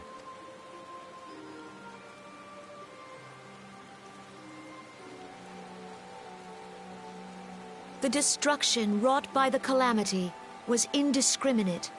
It dealt death to Eorzean and Garlean alike.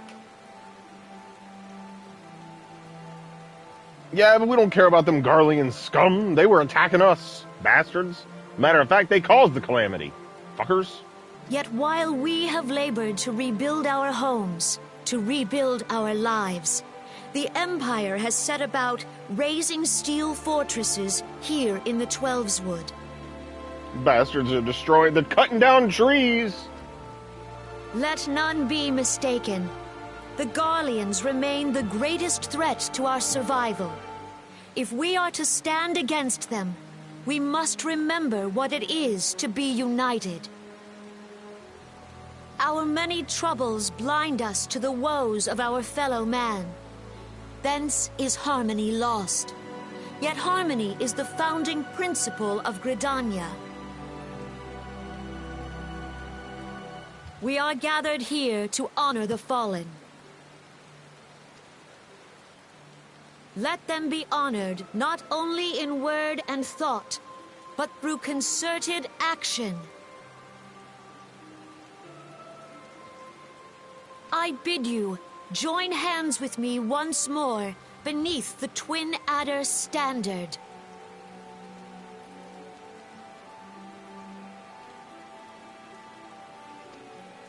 And together, let us heal the forest's wounds, that our progeny might live in harmony beneath these ancient boughs. For serenity, purity, and sanctity.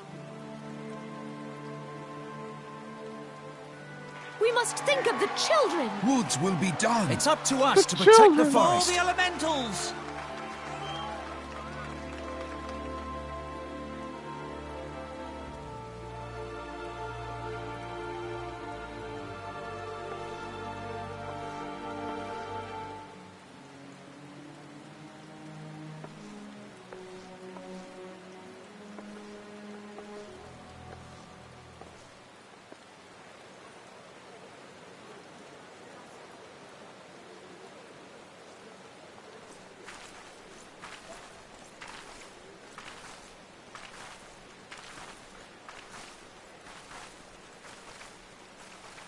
If you'll permit me, Alfie, no.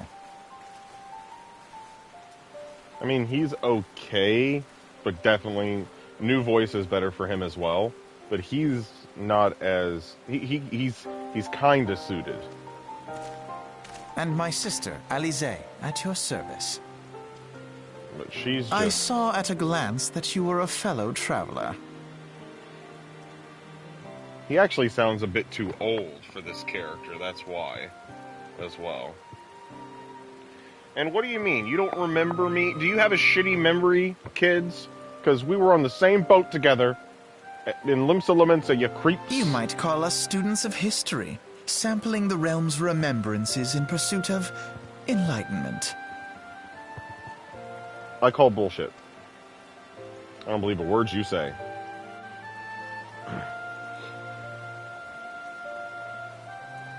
The Gridanians are fortunate enough to have to contend, or unfortunate enough to have to contend with two beast tribes.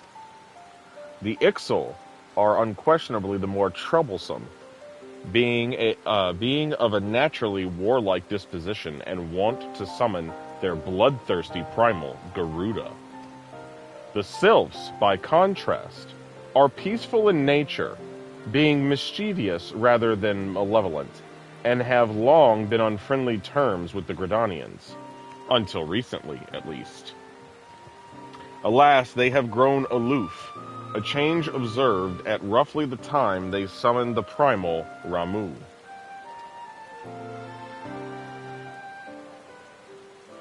The Gridanians have no love for war, and they consider open conflict a last resort. Though they clash with the Ixal ever more regularly, you may be assured that they do so in self-defense. As for the Sylphs, they are as yet bound by peace treaty, though one wonders how long it will be before it's broken. The Twelves Wood was grievously wounded during the calamity, leaving Gridania vulnerable to attack.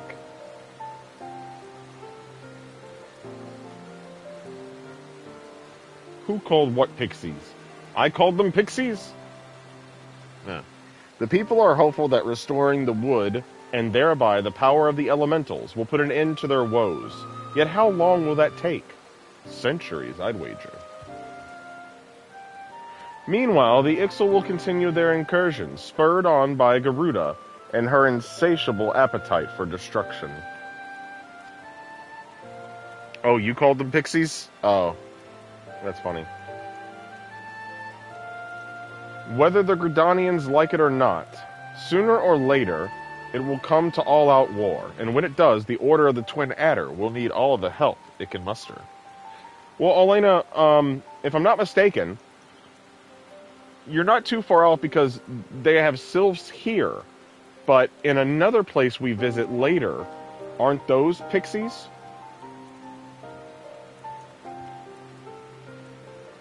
I think they are. I think those are pixies.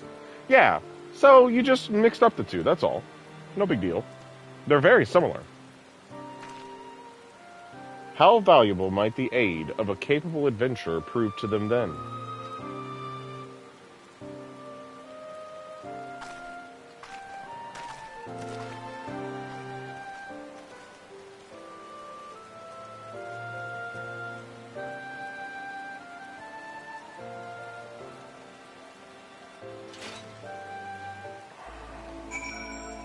Alright.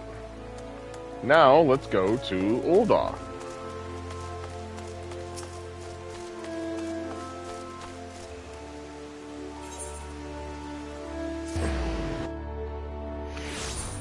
Pretty sure that Limsa has two beast tribes as well. I think Ul'dah is the only one that has just one beast tribe. Alright, let's, yeah. Let's see.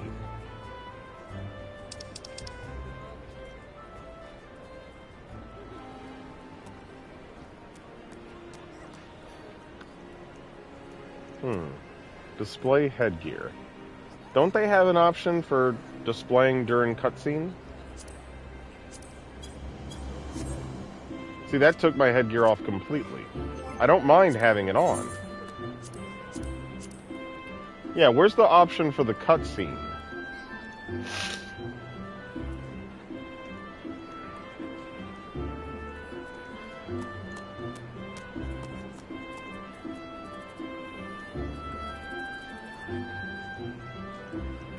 Because there's display headgear.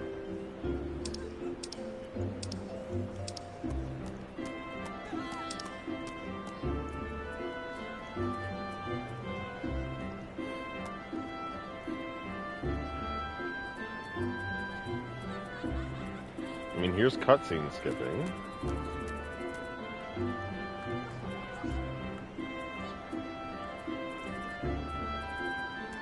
Hey, look at this. Hide nearby players when close to quest NPCs. Hide nearby players when interacting. That's interesting. Let's try that. Screw those people.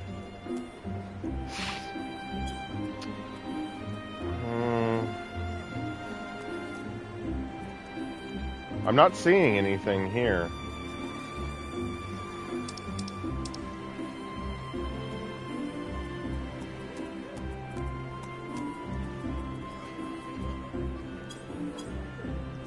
Let's try the system configuration, maybe? Play music mounted or that'll music. That's sound settings. Wireless controller, mouse, display.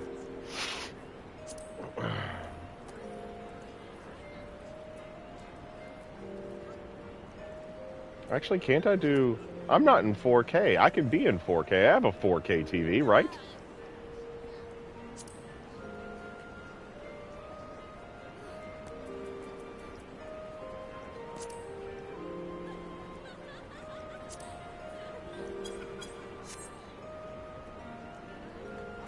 I don't know if that changed anything or not. For the time being. Anyways. I have fucking 4K. I'm like, hey, come on now. Access to display. Recommended for superior graphics. Yeah. Graphics settings.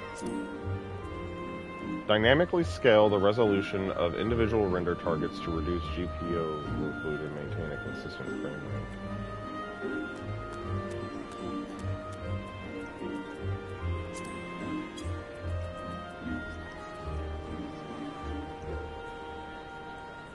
I don't know about that. Theme settings? Oh. Cutscene audio.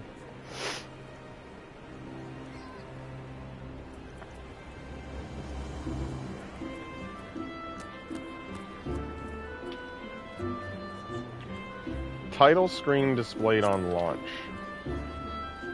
Oh, I can actually set that here.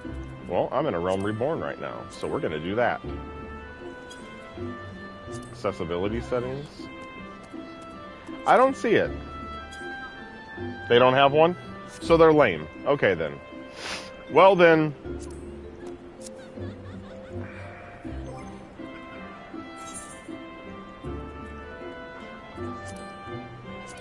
Wait, what the hell? I didn't know I could do that. Did you know I could do this? No, watch. I had no idea. Alright, now we're leaving the horns on. Cutscenes be damned. What do you think, Ferox? You like the flaming bright tips of the horns? That looks nice, right? Combine it with the weapon. Hold on, let's change the pose. There we go.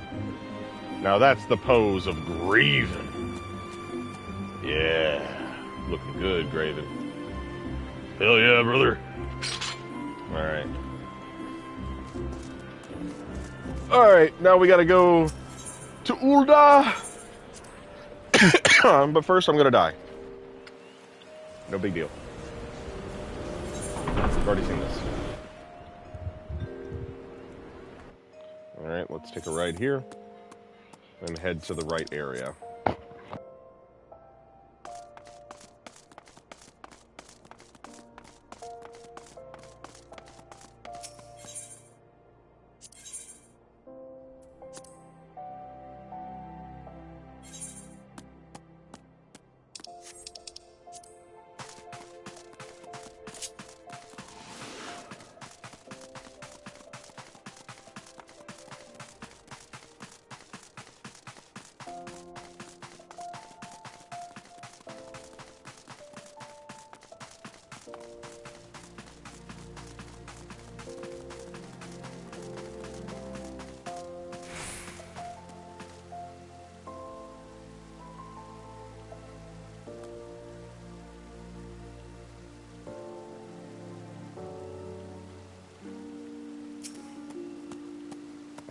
I shall wait here.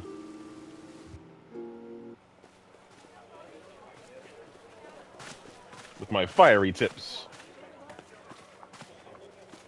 Behold, 'tis the Sultana Nanimo herself! And Roban as well!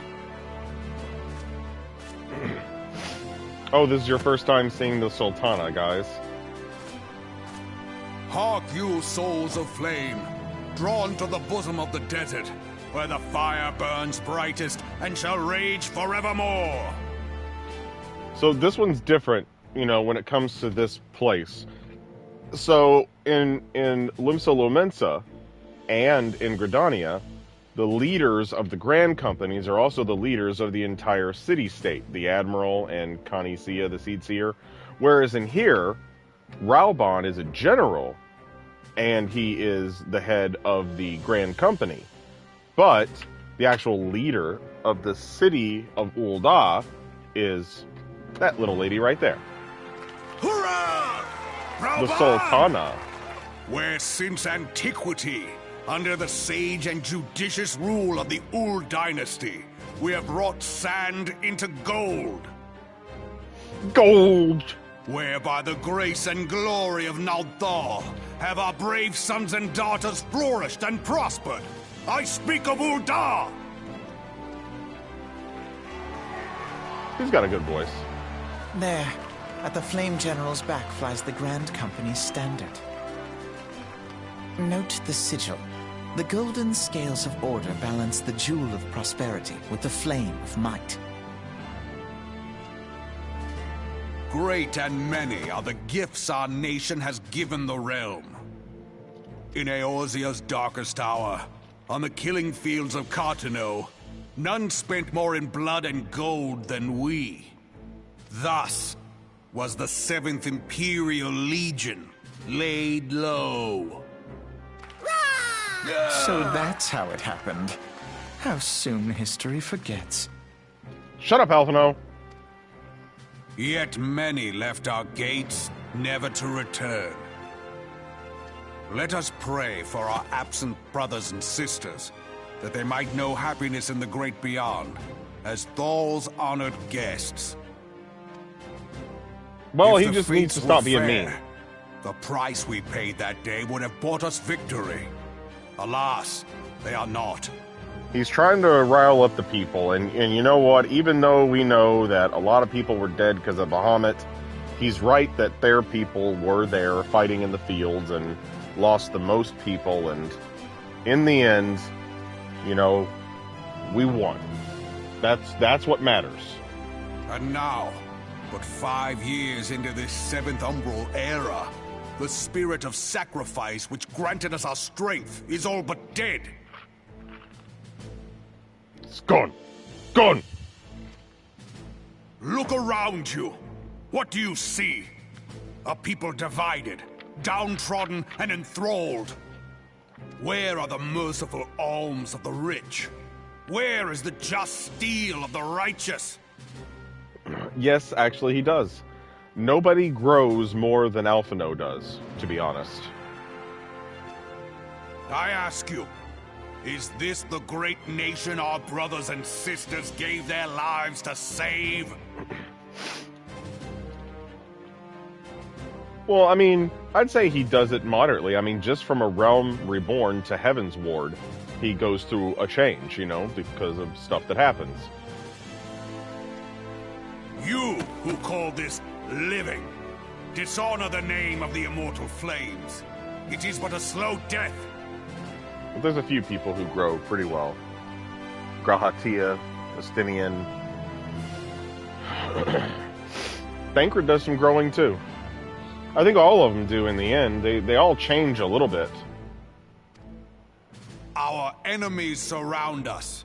The savage hordes of the Amalj'aa wait beside our roads, strangling the lifelines of trade. Meanwhile, the Garleans make mock of our borders and despoil our land of its natural wealth. We stand on a precipice, yet we do not act. Whether trader or soldier, monetarist or royalist, all must recognize that a divided Ul'dah stands to fall. Victory and fortune walk hand in hand. Ye who seek glory and wealth, look not to what little you can snatch from your neighbor, but to the boundless wealth of the world beyond. Now is the time to unite. Now is the time to ride forth. That's right, guys. Don't steal from your neighbor in the house next to you. Steal from the country next to our country. In the name of the Sultana, I beseech you. Line not your own coffers, but those of the immortal flames. Seek not to prosper from Ul'dah, but to restore her to prosperity. Ah. This is echoing the JFK. Ask not what your country can do for you, but what you can do for your country. As the realm prospers, so shall Ul'dah. As Ul'dah prospers, so shall her people. Ja, for Ul'dah! Together we are one.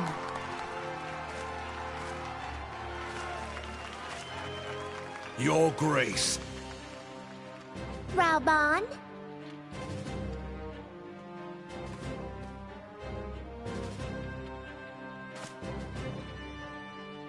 People of Ul'dah, I, Nanamo, 17th in the line of Ul, address you.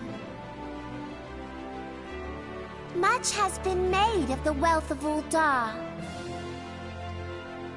Yet those who measure that wealth in coins and carats are gravely deceived. For the true wealth of Ul'dah lies in the health, happiness, and hopes of her people. Beloved subjects, I bid you raise aloft the torch of Ul'dah, that her flames might serve as a beacon for all Eorzea to see. Long live Nanamo! Glory to the Sultana! For victory and fortune. That guy's gotta go. Stride fearless into the inferno. Glory to the For we Sultana! are Yeah, he's gotta go. by fire reborn!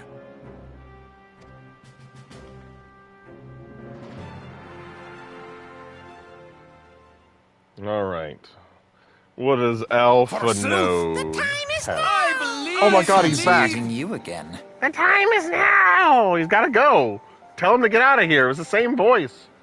Alpha Toad? Is that what you said?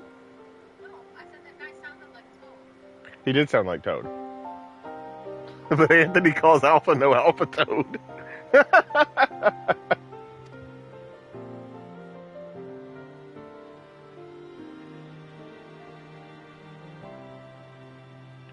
Oh, come on. You guys are going to talk more? Yeah, whatever. The Uldans have a long history of conflict with the Amalj'aa, the beast tribe that worships the primal Ifrit. Yeah, send Anthony a text just because you're being reminded of how mean he is. Judging by your look of distaste, I take it you have encountered them. The Uldans do not shy from confrontation. If aught threatens their precious prosperity, they will seek to crush it. So they have dealt with Ifrit thus far, smothering his flames each time he is stoked to life. Yet he is but one of several problems. Though they have been quiet these past 5 years, the Garleans have not gone away. Meanwhile, refugees continue to arrive in droves, and Ul'dah has no clear policy on how to deal with them. After all, not even the Sultanate's coffers are bottomless, and even assuming they had the coin, resources will ever be finite. Which brings me back to the subject of Ifrit. It has been observed by the Amalj'aa are summoning him that the Amalj'aa are summoning him with ever-increasing frequency. Every time they do so, the Uldan send their forces to smite the Primal, and though they invariably succeed, each victory is bought with blood. It is a war of attrition, which they cannot well sustain. Small wonder, then, that the Immortal Flames are eager to recruit more members. At such a desperate hour, an adventurer of your experience would be a most welcome addition to their ranks.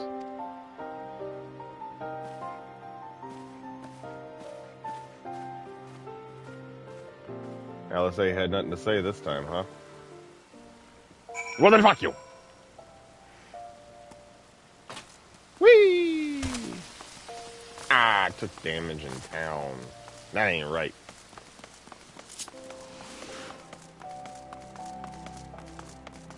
Hey, what you guys up to? Oh wait, I don't have to do this. I can go for free 99.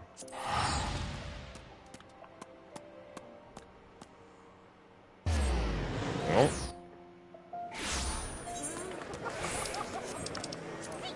All right.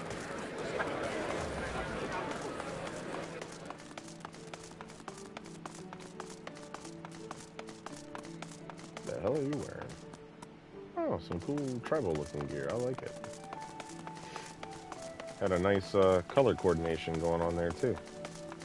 Hello, sir. I must go to the next one.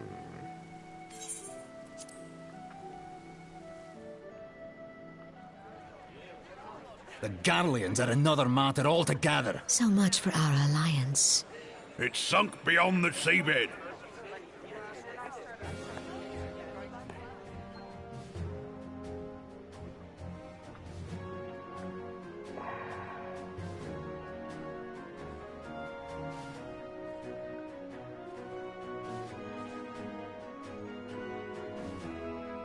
Brothers and sisters of the sea, hearken unto me.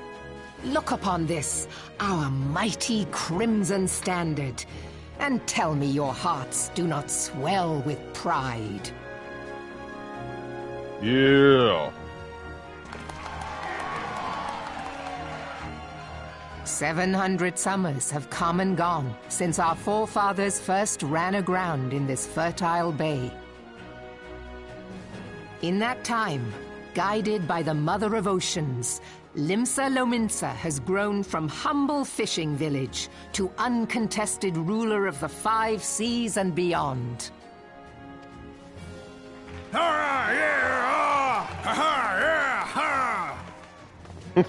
They had no words. Did you look as the Admiral bid you? It is a rather stirring standard, I must say. The crimson field is meant to signify the blood of fallen crewmates, while the black longship represents a pirate vessel. When the Garlean Empire marched upon Eorzea, we assembled beneath the Maelstrom standard, and our grand company was reborn. All answered the call, from the Knights of the Barracuda to Hilthier's bloody executioners, and together we met our would-be conquerors upon the field of Cartano. That day, the world bore witness to the united strength of Limsa Lominsa. I swear to you, no army ever fought harder or with more courage, yet many of ours did not survive. Join me now in remembering those who fought in the name of freedom and fell. May their souls be returned to the sea.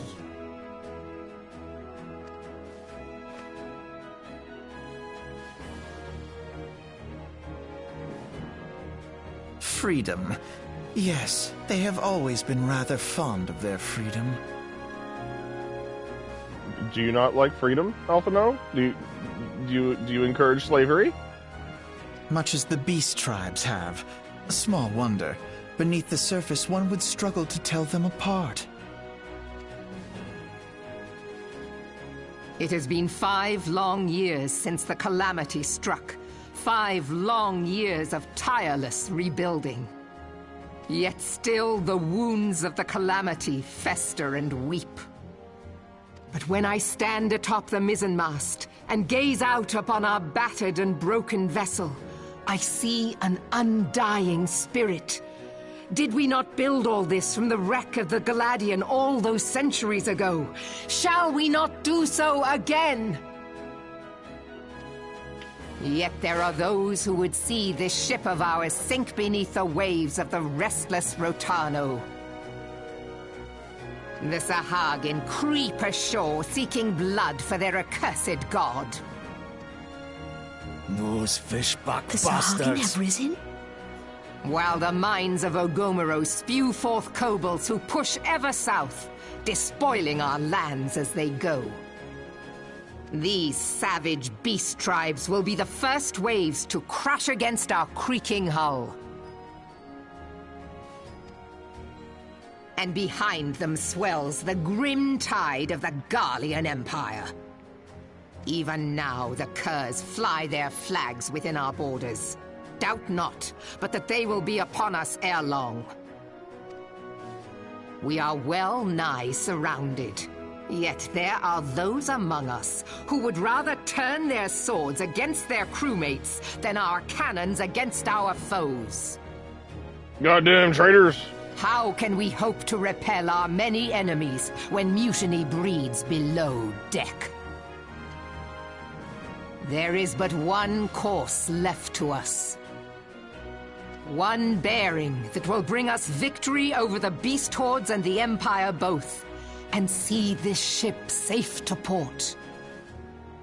We must mend the rift the calamity has reopened twixt pirate and maelstrom, and stand fast with our adventurer brothers against the coming tempest. Mark ye well, a crew without unity is no crew at all. 'Tis but a mass of drowned men. To me, then, brothers and sisters of the sea, gather beneath the undying crimson standard, and pledge me your strength, your skill, your wisdom. And with the guidance of the navigator, this great vessel of ours shall ride the waves, till sea swallows all! Long live the Admiral! Admiral Melvin! Gather the lads! Oh, where's me cutlass? No, where's me I'll cutlass? follow ye to the 7 hells, Admiral!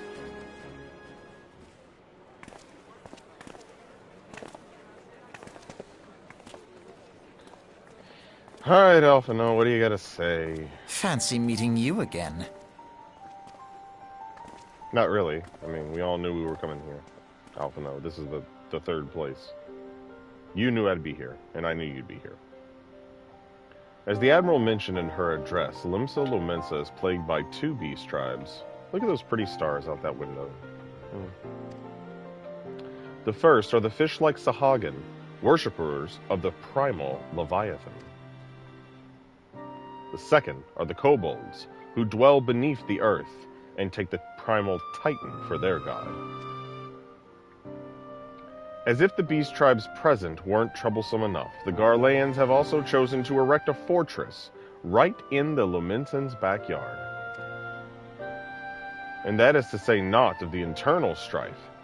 As a nation of pirates, there is no end to the blood feuds between the various factions, and while they fight amongst themselves, the Garleans whet their blades and watch.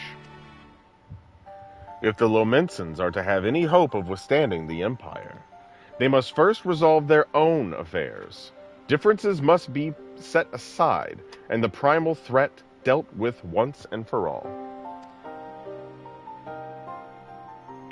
To this end, I expect they will soon take decisive action against the beast tribes. Mark my words, the Maelstrom standard will be drenched a deeper shade of crimson ere long.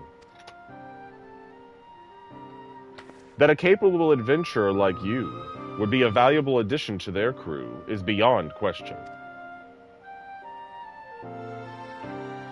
Will you sail with the Admiral?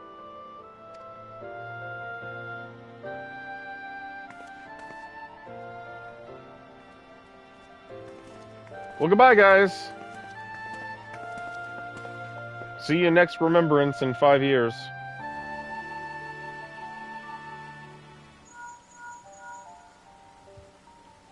Oh, God, it's Minfilia! Graven, this is Minfilia. You are well, I hope. Would I be correct in thinking that the final remembrance service has now concluded? A moment ago, you say? What a coincidence. I didn't see my mouth move. I didn't say shit! She's reading my mind. Jesting aside, I trust you remember our guest from the Grand Companies. Well, delighted though we are to have them here at the Waking Sands, it would not do to keep them in suspense any longer than necessary. In short, hurry back. Don't you tell me how to live my life, Minfilia, god damn it. Oh man, this is expensive. Horizons rise here in my eyes. The sound of silence calls. You remember that song, Paulina? You don't remember that song? That's Hyde. Yeah, Horizon. That's Hyde. Nugget. Come on. Yeah, come on. You know that.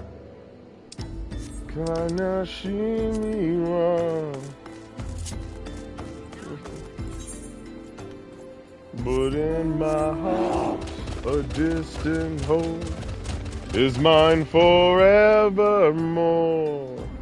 Ha ha ha. That's a good song. I mean, I don't do it justice, but it's a good song.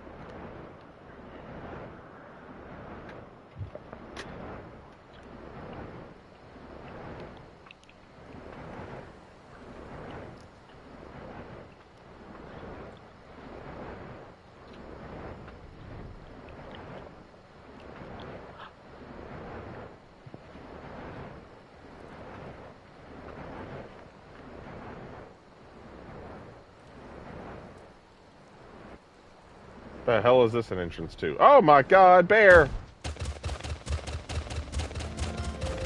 Get down here, bear. Woo! Eh. I ain't talking to her this time. Sometimes. God damn it, woman. If she says the same shit, I'll kill you.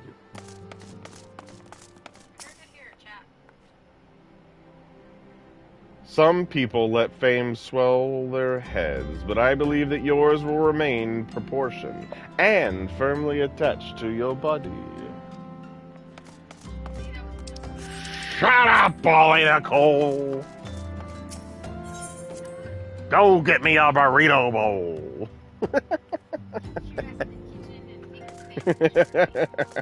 Make me a sandwich. I already had a sandwich. I did. And I made it myself. You helped. You helped. You helped! Oh God! Here they are, all waiting for an answer. Welcome back, Raven. Were the Grand Company leader's words as illuminating as you had hoped? Aye, each nation is beset with problems. I trust you see now why your services are in such demand. Would that there were more of you, Graven. But you must be tired from your journey. Why don't you rest a while and take a moment to reflect on your decision? Once your mind is made up, pray give the Grand Company officers your answer. I just got here. I'm ready to tell these fools to go home. Oh my God. Why are we seeing these people? The gods only know what Grand Company our adventurer friend will keep. Why do you give a shit? The wheels of change are in motion regardless. Brother, are you certain this course is best? Whatever do you mean, dear sister? No, Alpha knows being mean. The Talking shit. so-called remembrance ceremonies were little more than standard waving rallies. As though the Calamity and Seventh Umbral Era warranted scarcely a mention. I mean, I'm pretty sure each of the places talked about the Calamity, but okay. Well, of course they were standard waving rallies. Since you are so observant, mayhap you noticed what mention was made of the Warriors of Light? None. I suppose they must have forgotten the heroes who spared Eorzea a fate worse than the Calamity? No, dear Alizé, they haven't forgotten these details. They have elected to omit them. Deep are the wounds the Calamity inflicted upon Eorzea. So deep, in fact, that the realm still bleeds. Needless to say, the beast tribes and their primals do little to alleviate the pain. So, the task of salving Eorzea's wounds falls to the scions of the Seventh Dawn, with a little help from our friends, the Grand Companies. Remembrance will yield no remedy. If our world is to heal, we must put the horrors of the Calamity behind us. Our grandfather would never entrust the fate of the realm to despots who rewrite history to their convenience.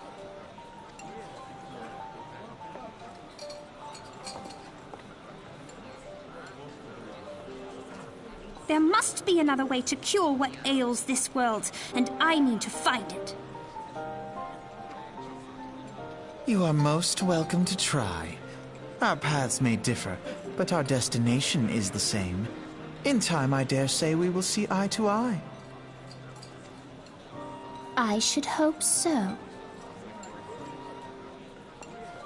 My lady! We are to escort you! Hope does not come into it. We share the burden of this fate, dear sister, and will prevail together or not at all.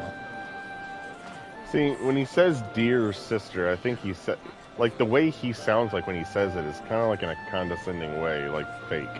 Where I actually think, like, he should be saying dear sister, because he doesn't hold any type of, you know, resentment towards her like that. So, I don't know. Odd choice for direction. The salve will serve not only to close up our present wounds, but prevent old ones from opening anew.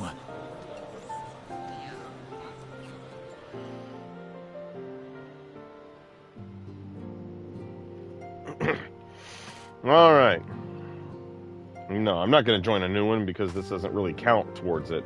I'd have to do it in the real game. This is just a formality.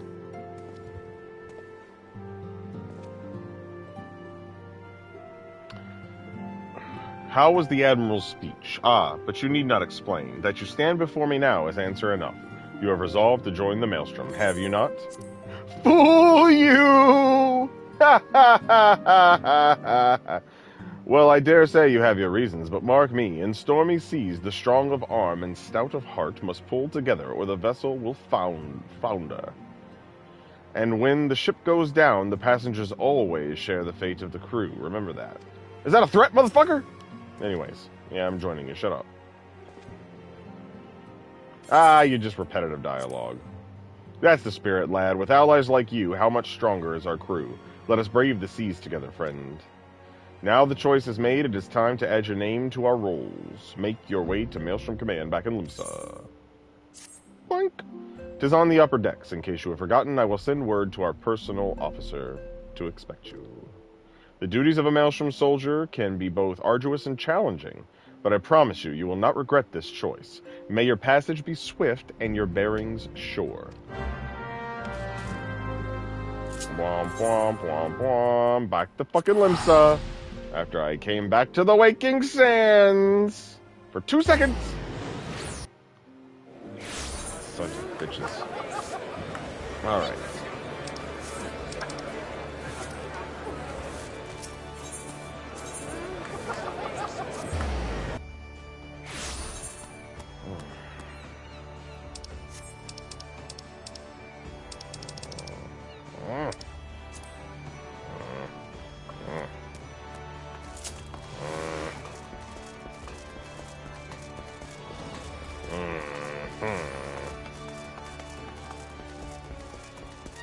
Yes, yes, I'm joining.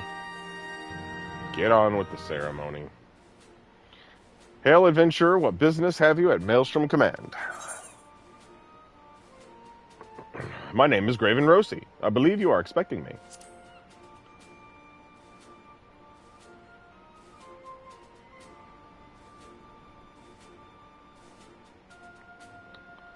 Graven Rossi, I, our recruitment officer, sent word of your coming. It shall be my honor to induct you into the ranks of the Maelstrom. Now, before I can accept your oath, you must be made aware of several... Sir! Oh no. What is it, Private? And this had better be important. Sir, we've received a report from a lookout in Lower La Nocia. Sir, Imperial forces have fired upon a Highwind Skyways airship. The vessel is in a bad way, sir, and appears to be banking for an emergency landing in Cedarwood. Cedarwood, damn it, we have no troops available in that area. The bulk of our infantry is bogged down on the coast, skirmishing with the fishbacks. Rossi, this is highly irregular, but I fear your first duty in service to the Maelstrom must needs be unofficial. If our man in Lower La Nocia is correct, the airship will come down in territory crawling with Imperial scouts. If there are any survivors, we must reach them before the Garleans do. Make haste to Cedarwood, locate the airship, and if any of its occupants are alive, make sure they come to no further harm. We'll see about swearing you in upon your return. You're making me do this bullshit. I want to progress with the actual story. Where the fuck is Cedarwood?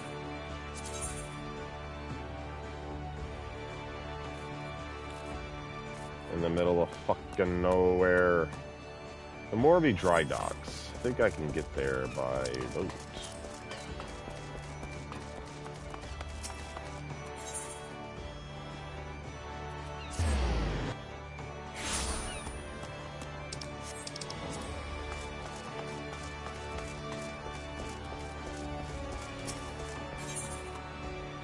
Airport, coastal, slow, and mist.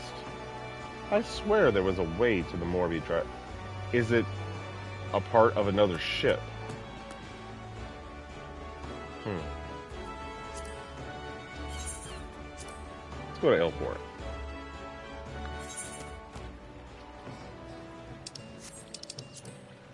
Now from here, maybe they'll let me go there. Somebody goes to Morby. I swear they do. Okay, this one, okay, back to Limsa, but you could also go to Candlekeep Quay, Isles of Umbra. There's the Isles of Umbra.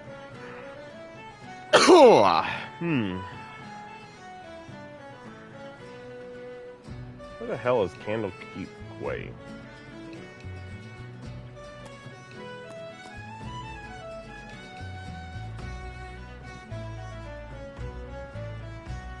I don't remember Candlekeep Quay.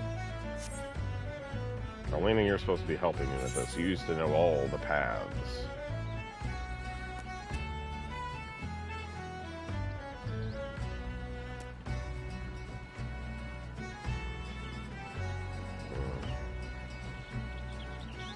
This is bullshit.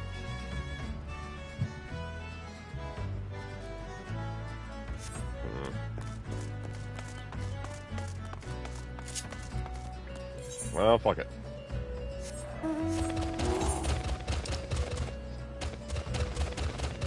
This says it'll take you to Lower La Nocia. So one of these places is in Lower La Nocia.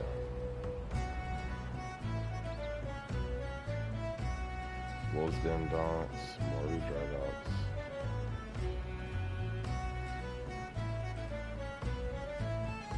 Is that it? That's Candlekeep Quay. Ah, you tried to trick me, you son of a bitch. Another 40 gil. I was trying to take the ship. I just didn't know to where.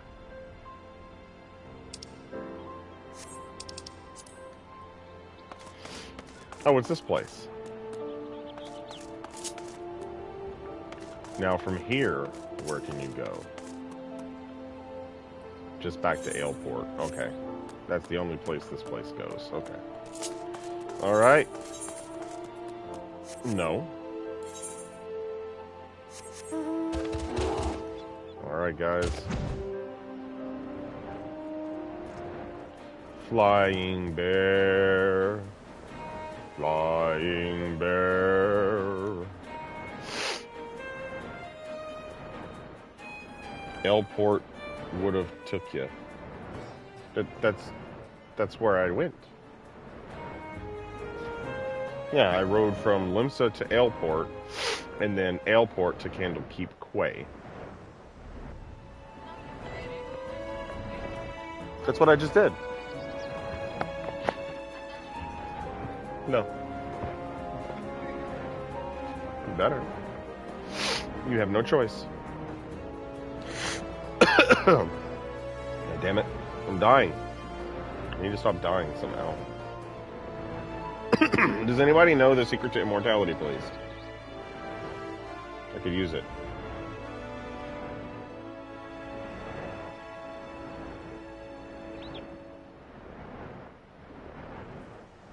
Ah, tis the airship. Ah, tis the Garleans. Level 24. Let's do this shit. Guys, I beat Ifrit. I don't know if you know who that is. So, I think you guys should be careful. Oh shit, we're meeting these guys. Okay, cool. Hi there. I'm hiding behind you.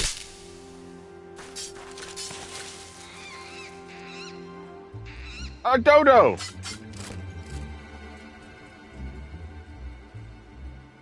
Dumbass. An adventurer? What are you doing here? No, wait. Let's find some cover first. We're just walking behind them like nothing happened. They don't know. They can't see us. Because we are John Cena. I'm out of breath too? Really? I don't think I should be. I ran like 12 feet. Maelstrom Command sent you. How do I know you're not an Imperial spy? You don't even have a uniform. Bitch. What are you gonna do?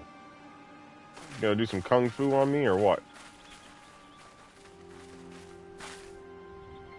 Be at ease, sir. We are of the Maelstrom. You're a Garland Ironworks engineer, yes? One of our lookouts reported the attack on your craft. We're here to rescue you. You must be Rosi. Good work on reaching our friend here before the Imperials.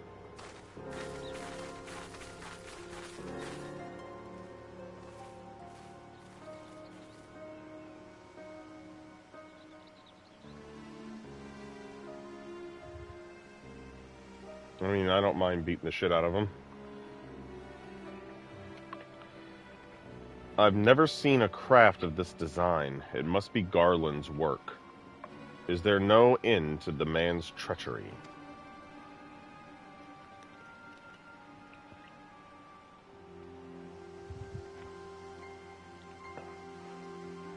The secrets of Magitech belong in Imperial hands. They are not to be squandered on Eorzean savages. I like that you call us savages just because you can't use magic. We are taking this craft back to the fortress. Dismantle it if you must. And bring the engineer. Someone must pay for Garland's crimes.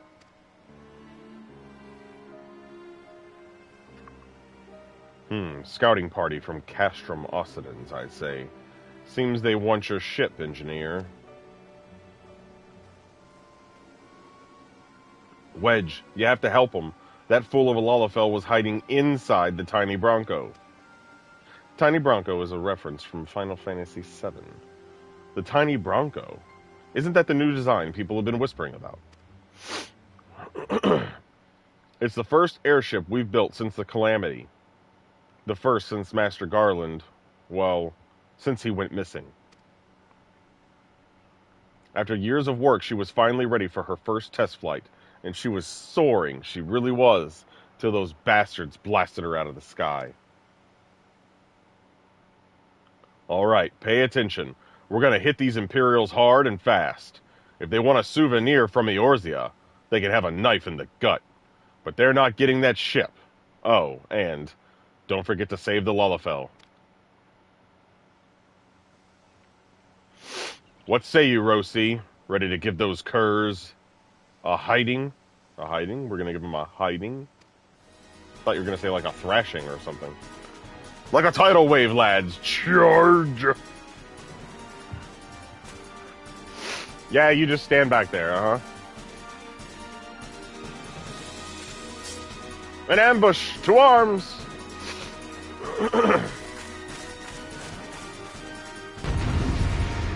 Yeah, I'm wearing Ifrit's fucking skin.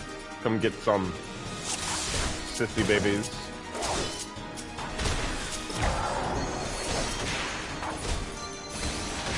Bye.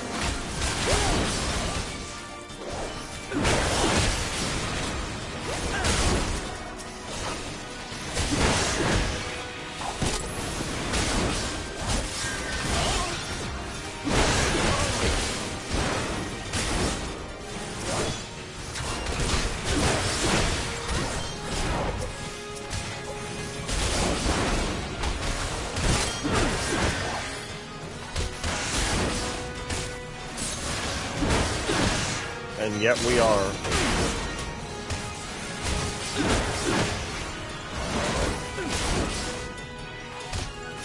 What you gonna do about it, sissy? Oh. So you summoned a machine, huh?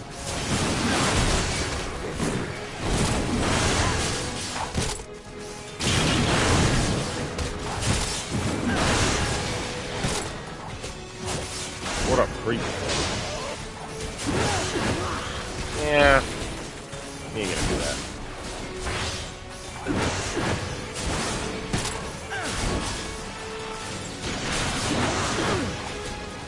What are you doing?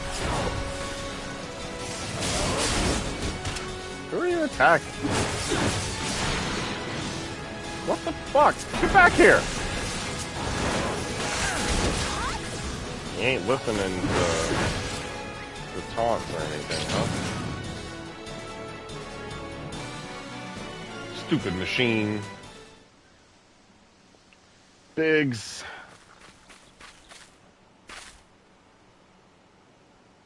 Wedge, you shouldn't have stayed with the ship. That was a close one. Too damn close. So, how's she look anyway?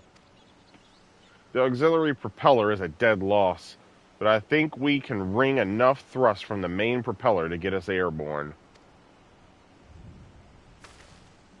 A few minor modifications, and we should be able to fly the tiny Bronco home. We'll stand watch until the ship is ready to take off. The Imperials will come looking for their scouts eventually, but I doubt they'll get here for a good while yet. Rosie, you're free to return to Maelstrom Command and complete your induction. Ordinarily, I'd ask you to stay, but I think we'd all feel better knowing an adventurer of your ability was safely sworn in and ready for the next mission. Rest assured, I'll inform Command of the part you played today. I, just wanted to say sorry, you know, for calling you an Imperial spy and all that. Got that one wrong, didn't I? Seriously, though, if it hadn't been for you and the Maelstrom lads here, we'd be chained up in a dungeon by now. I'm in your debt, friend. We both are. Wedge! Thank you. We're very grateful. I don't know if I believe you.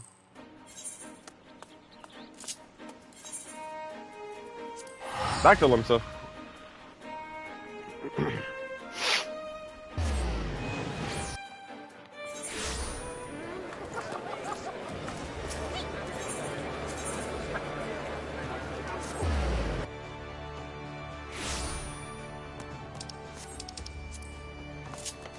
Down in the mines.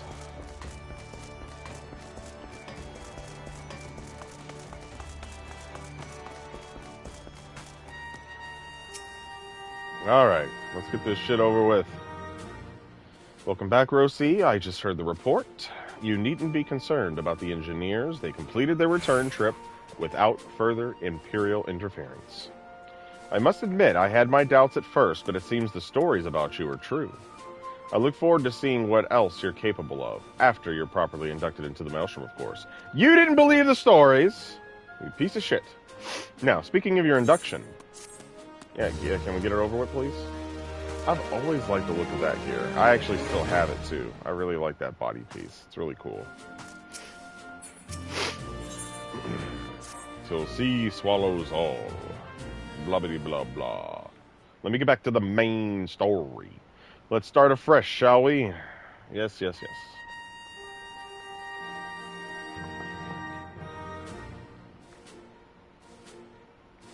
You are welcome here, Graven Rosi. That such a well-respected adventurer would choose to join our ranks is most heartening. Before you swear your allegiance to us, however, it is only right that I tell you exactly what it is you will be joining. A grand company is more than simply a collection of soldiers. It is an all-encompassing organization which draws upon the resources of an entire city-state to form a united military force capable of standing against a nation's deadliest enemies.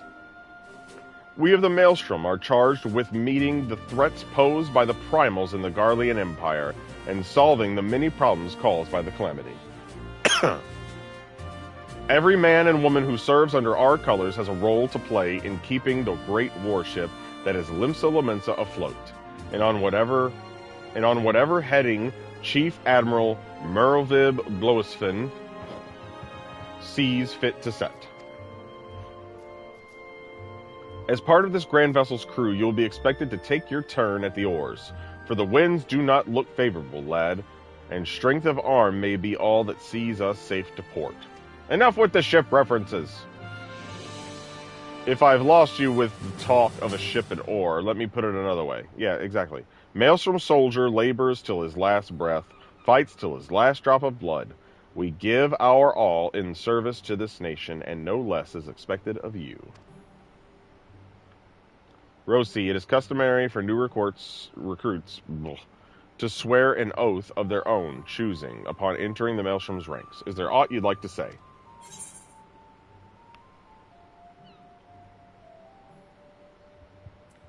I'll follow the Admiral to the very bottom of the abyss. What skills I have are yours. You have my sword. Skills. I'm using an axe after all. Ah, yes. The many and varied skills of the adventurer. I've no doubt that your travels have furnished you with such knowledge as will prove invaluable to our cause. Graven Rosi, I hereby assign you the rank of Storm Private 3rd Class. You are now officially a soldier of the Maelstrom. Welcome aboard, Private. May you serve Limsa Lominsa well, till sea swallows all.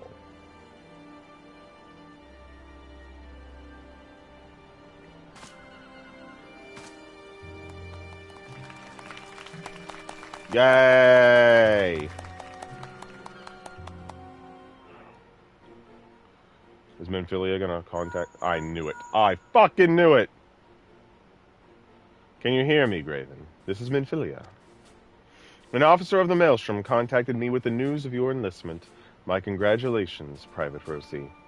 I have no doubt that you are eager to make the acquaintance of your new comrades, but I would ask that you pay a visit to your old ones first. Remember, though you are now a man of the storm, you are no less a scion. Pray, return to the Walking Sands at your earliest convenience. There are some friends here whom I would very much like you to meet. We shall be waiting.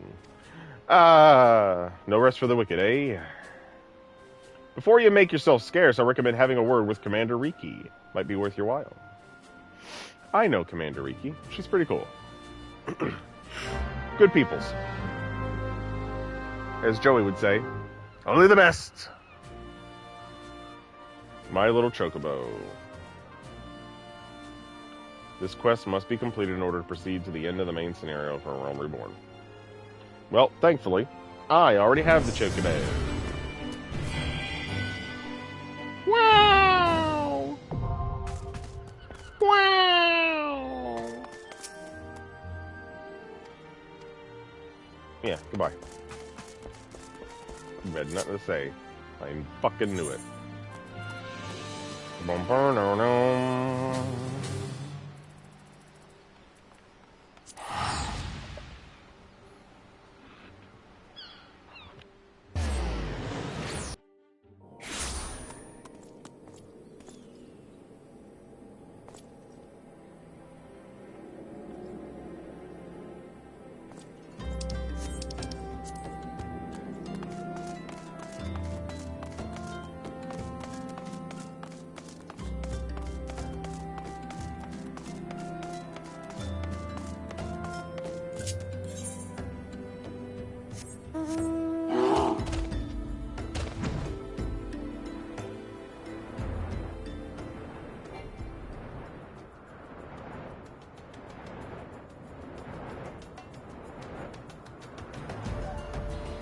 flying bear, through the sky he soars.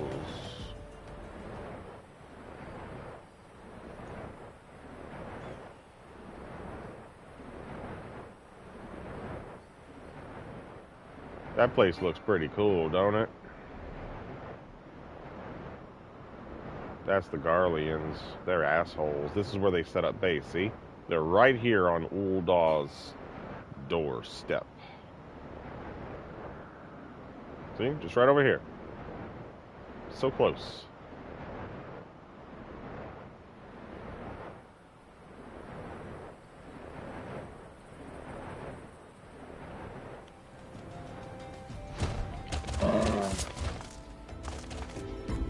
Let's see. Ah, she said the same shit.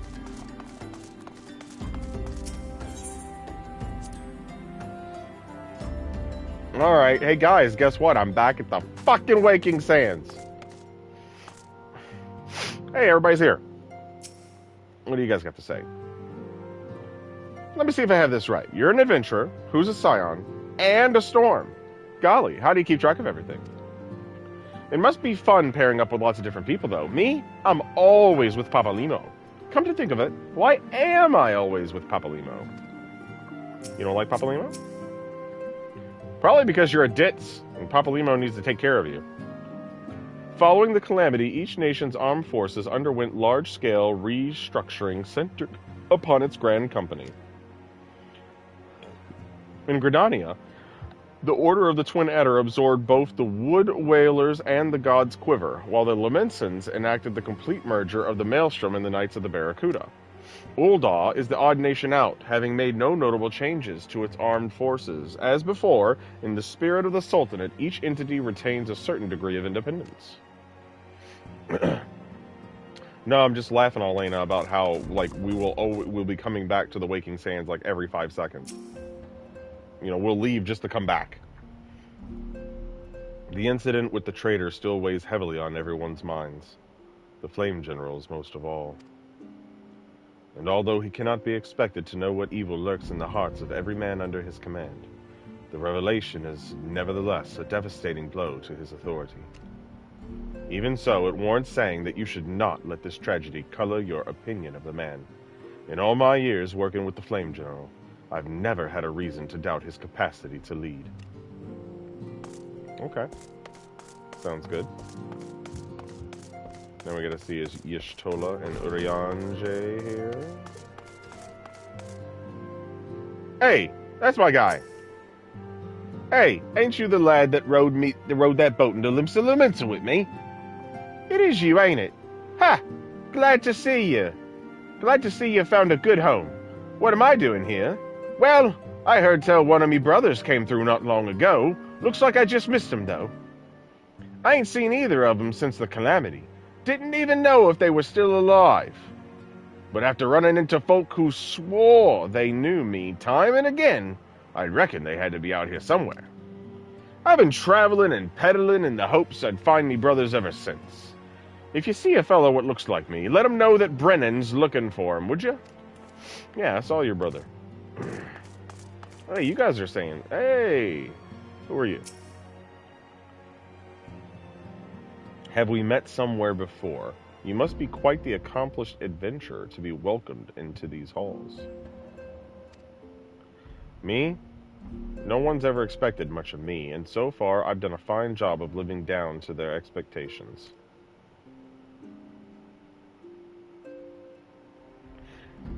That's not the archer from the group, right?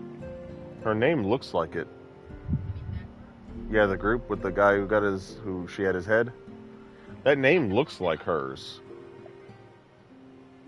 Look her up, see if that's her. Because it's interesting, I didn't know she got invited here.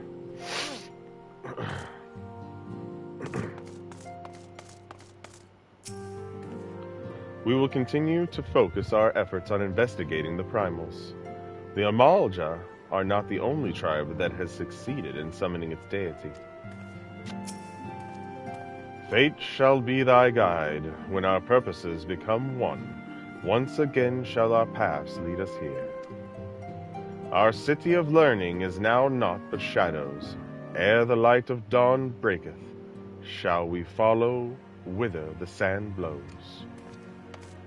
Alright, Urianger. You keep talking in your fucking riddles. Weirdo.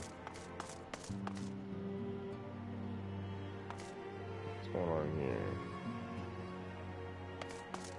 Who are you yelling at? Why are you wearing a mask? Why are you hiding behind him? I've been chatting with Persevanes, and we both swear there was another member of our crew. We still ain't figured out a way to prove who he was, but just you wait and see. It won't be long before everybody sees us for the heroes we is.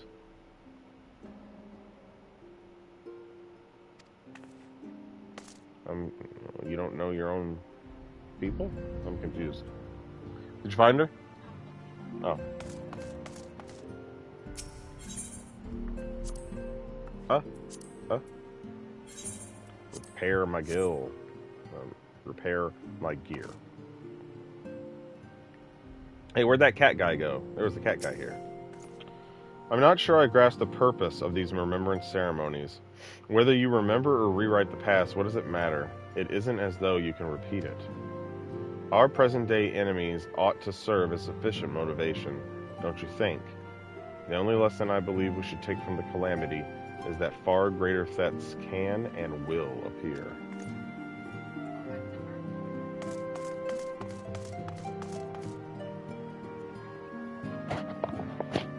Leah Vine?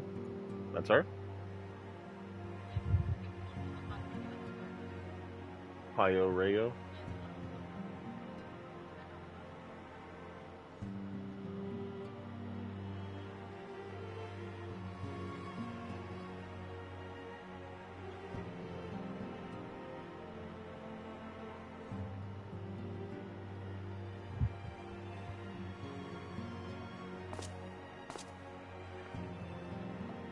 Yeah, she was yeah, so this is her. So, I guess she was a good enough archer to be invited to join the Scions of the Seventh Dawn. So here she is. Yeah, so this is the girl from the crew who was mean to the white mage. Yeah, when her fiancé died. I hear you pledged yourself to a grand company. Me, I don't think I could do it. I'd never feel like one of them no matter what the recruiters say. Poor Arnvald. Your life gets better, buddy. I promise.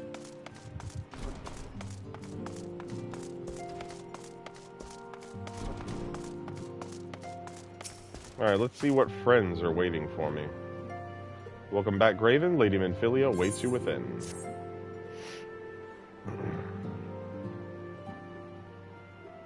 God damn it, I wanted dialogue. Welcome back. It seems you've wasted no time putting your skills to work. How do I know? Why, the recruitment officer called to regale me with the tale of your heroics. The pride in his voice was palpable. We Scions are truly fortunate to have you with us, Graven. Now then. Oh wait, now, when last we spoke, I said I wanted you to meet some friends, did I not? Well, I neglected to mention that you have already met. Tataru, please show them in. Damn it. This way, sirs. Ah. Thanks again for getting us out of that mess. We owe you our lives. But I don't think we've properly introduced ourselves. I'm Biggs. And I'm... Godsman, spit it out, will you? Wedge, at your service. Little onion head bastard. I am pleased to say that Biggs and Wedge will be staying with us for a while. Magitech-driven contraptions, such as airships, grow ever more vital to the city-states of Eorzea. As a neutral party, it was judged that we Scions should serve as the keepers of this technology. Of course, for this, we needed the knowledge of experts, and so we requested the assistance of Garland Ironworks, who very kindly sent us 2 of their finest engineers. Our happy family continues to grow. On behalf of the Scions, I bid you welcome to the Waking Sands.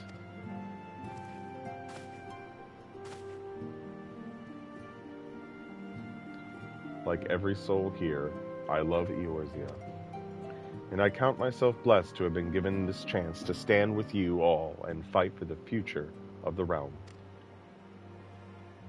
Never have I known such fulfillment, such happiness.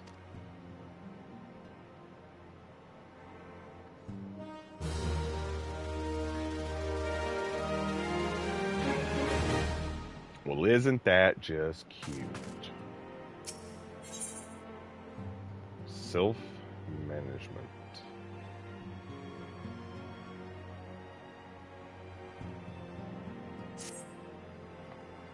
Yeah, but we don't... Now, having set aside the formalities... Dialogue! We have a favor to ask of you. Urianger, have the documents arrived from the students of Baldessian? Aye, my lady. They arrived but recently. We have conducted a study at the behest of the Order of the Twin Adder. Papalimo, Ida, a synopsis if you would. Our task was to survey the behavior of the Sylphs, a beast tribe indigenous to the Twelveswood. Oh, how to describe them. They look like gisselcreens, floating ones, that worship the primal Ramu. Ahem. Though technically a beast tribe, Sylphs are blessed with a comparatively personable demeanor, conducive to peaceful communication. Offering us an invaluable opportunity to learn what the beast tribes know of the primals. While Ramu's existence is well documented, the Sylphs do not, or perhaps cannot, summon the primal any longer, insofar as can be ascertained. Until such time as we know, it would be unwise to assume that the threat posed by the primal has passed. Which leaves Gridania with the added worry of not knowing what they should be worrying about. In that regard, they are hardly alone. What we can say with absolute certainty is that Gridania has its hands full fending off Garuda, who, I need hardly remind you, is among the most savage and terrible of all known primals. In short, it is essential that we approach the Sylphs in as diplomatic a manner as possible. Words and actions can be misconstrued. The only sure way to communicate our intentions is the echo. Winning the Sylphs' favor may well bring us a step closer to mitigating the threat of the primals. Will you help us? Yeah. I am grateful. Lovely. Well, as much as I'd like to help, I'm afraid I would be of little use to anyone in Gridania. A veritable babe in the woods. Ida and Papalimo, however, should be able to see the forest for the trees. Is that not so, Minfilia? Indeed. You are willing? Leave it to me. Us, Ida, us!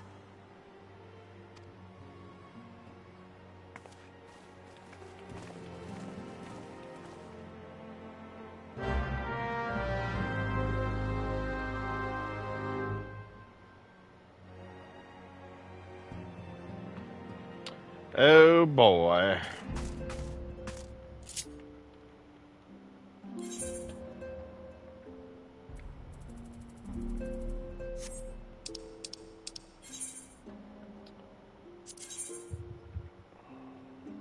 Yep, back in the town.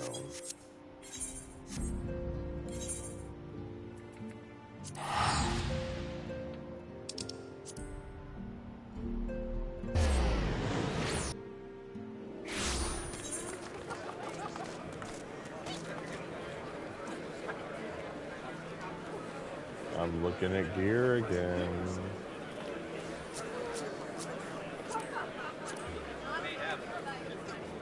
Bygone brass coat of fending.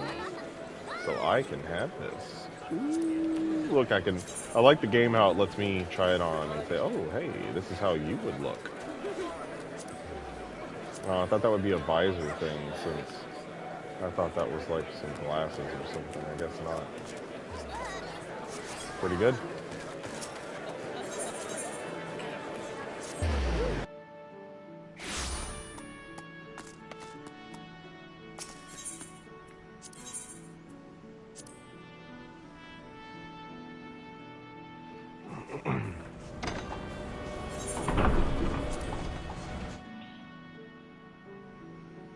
That's true. Yep. The gear can look different depending.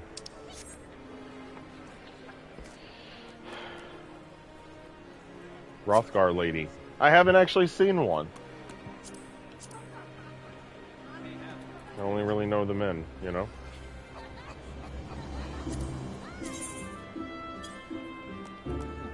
Not a bad looking piece of gear.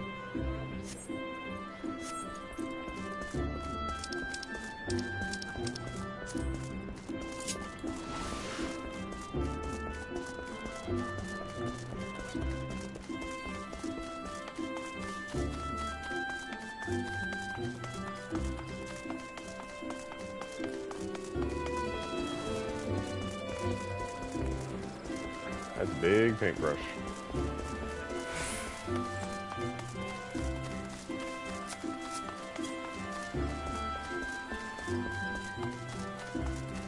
So even though I didn't join these bastards, I still gotta go talk to them. It's a very blue outfit you have there. It looks like something else. Star Crew jacket, yeah. It's like some freaking Star Trek shit. What the hell? That's pretty awesome. Where do you get this from? Put it all on? Oh. Oh, I forgot I gotta do this.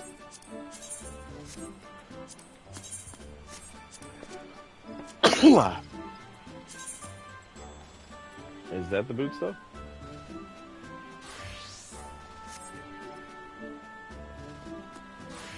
No, that's Seigneur's boots. Some other boots. But it's the trousers. And, nope. Cosmo suit gloves. Different gloves, too. And that's just a beanie or something. Anyways, quite interesting. You have to find out where that comes from. Look that up for me. Star Crew jacket. Star Crew. Yep, Star Crew jacket. You can see where that comes from. We know far too little of the Sylphs to lay any worthwhile plans. We must call upon the Scions once more if we are to... beg pardons. 'Tis a terrible habit of mine to think aloud. But tell me, what brings you to the Adder's Nest? You know why I'm here.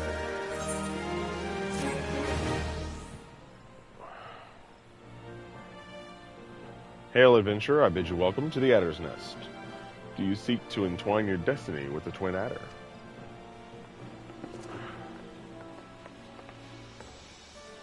Good evening, Commander. Sorry to disappoint you, but other business brings us here today. Ida and Papalimo, always a pleasure to see the two of you. My men tell me your quest in the name of the Scions of late. Quite so, Commander. A little bird told us the Twin Adder was in need of our adventuring prowess. Aye, your little bird sings true. No doubt you've heard that we're investigating the Sylphs, that curious beast tribe that calls the depths of the Twelves Wood home. The Sylphs are, for the most part, a peaceable bunch, much to the delight of the elder Seedseer, who has no desire to see her people embroiled in yet another fruitless war. The Twin Adder is of the same mind, and 'tis precisely for this reason that the Sylph's relation to the primal Ramu has raised a flag of warning amongst our ranks. Friendly as they may appear, beastmen will be beastmen. Should there be even a sliver of chance that the summoning of the primal might disturb the balance between Gridania and the Sylphic tribes, it is a possibility we cannot ignore. Better to be safe than sorry indeed. Do we strike at Ramu, or leave the Sylphs to their own ways? That is the question, yet I find myself lacking ample knowledge to arrive at an answer. Opinions abound within Gridania, but to listen only to one's own is among the greatest mistakes a commander can make. I would hear from the other side, the Sylphs themselves, and seek an impartial party to serve as my liaisons. That is where you Scions come in.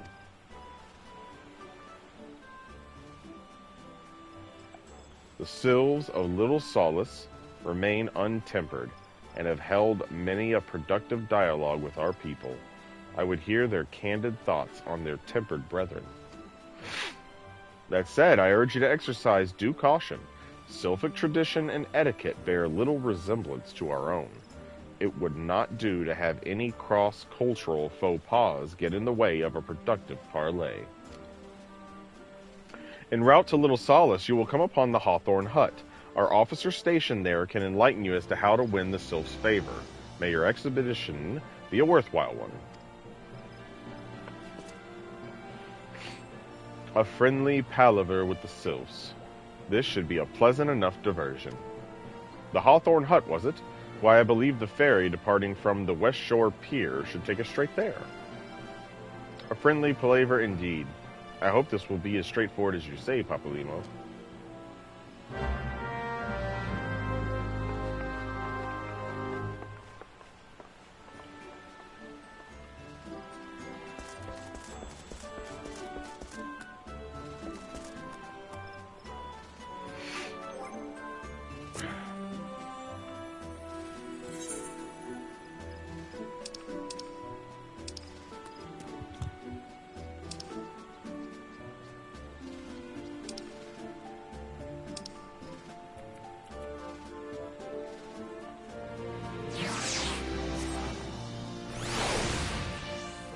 Little Ifrit.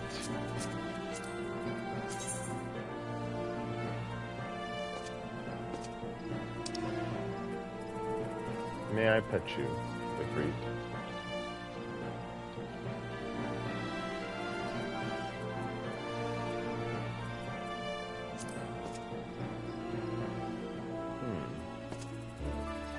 But will you eat? No. Oh well.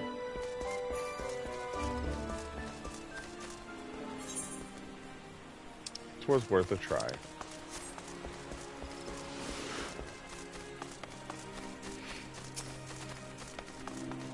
I think the boat he speaks of is by the Lancers Guild.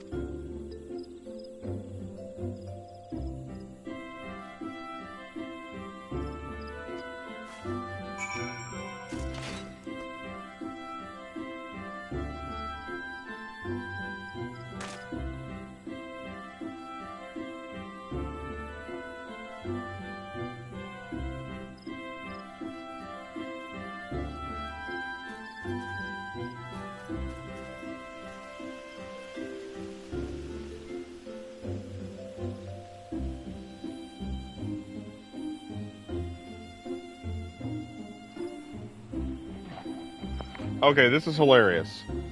I don't know what prompted you to look this up, by the way. Oh, okay. Oh, okay. So, Elena was searching. She ended up typing my name into Google. She put Twitch Graven Rossi. And you know how Google has the AI now, right? And when you search something that you know, it'll pop up with an answer and then give you the sites afterwards, right? So she typed my name into Google, and they gave me, they have a description of me from AI. It says Graven Rossi is a growing gaming content creator on Twitch, known for an energetic conversational streaming style. Like, what the fuck?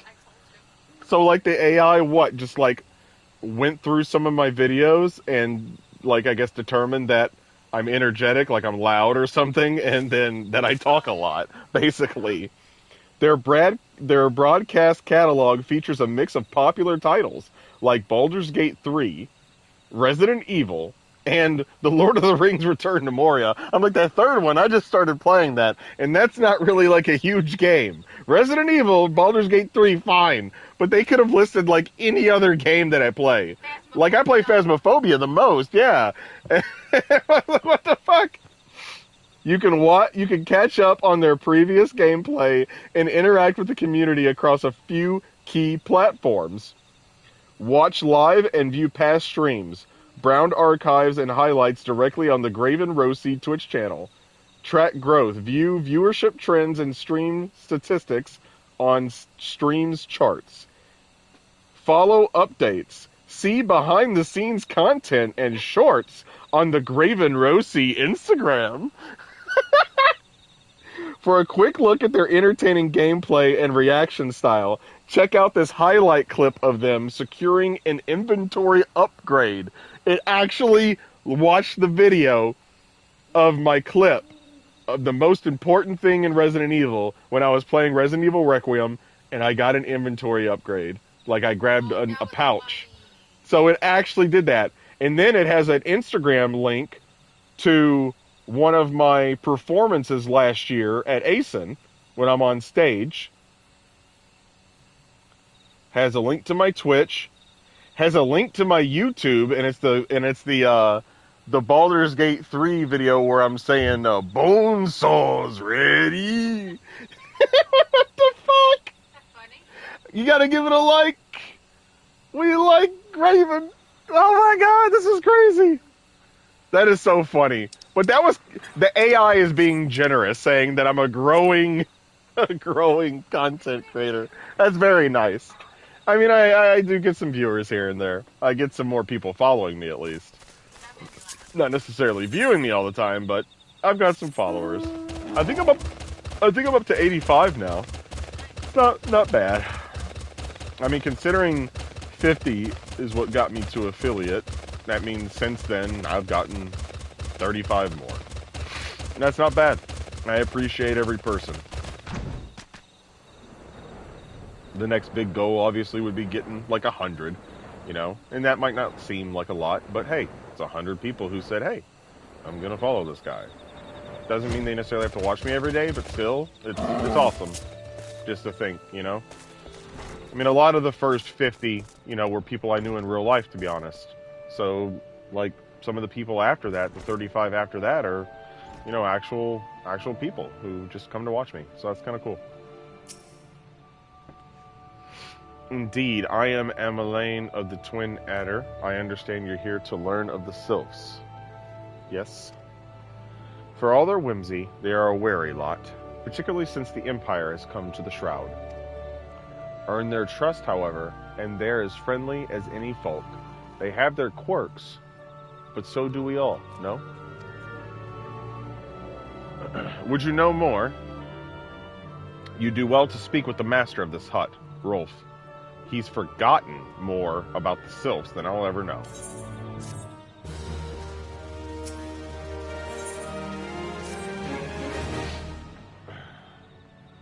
Come to learn a thing or two about the Sylphs, have you? I'll tell you one thing, they're a peculiar folk. How peculiar, you ask? Well, let me just tell you. Beg pardon, friend, my memory's just not what it used to be. I've seen much and more in my adventuring days, and it's all a clutter in my noggin now.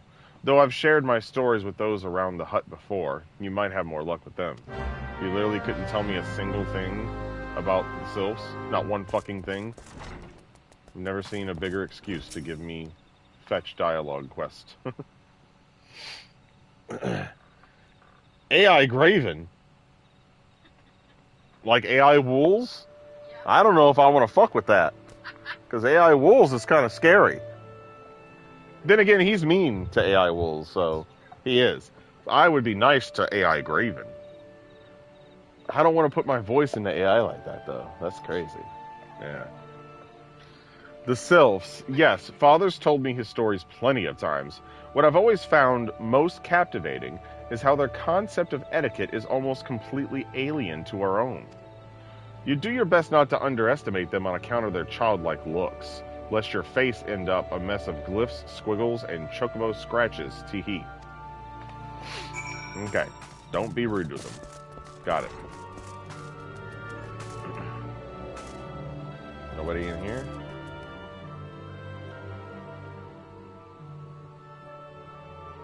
Are you healing somebody in here? Yep. Alright.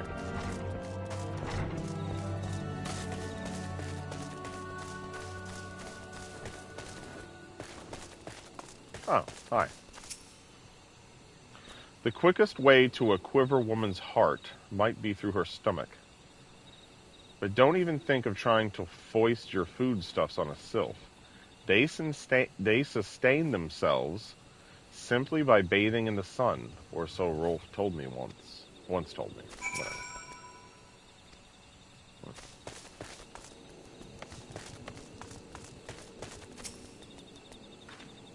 The sylphs? Inveterate tricksters and troublemakers, that's what they are. One day they're drawing morble faces on our mask. The next they're sending our young sentries falling into the bottom of a ravine. Tell them to stop and they just laugh at you. Rolf claims they harbor no ill will, but I dare say such pranks are no laughing matter.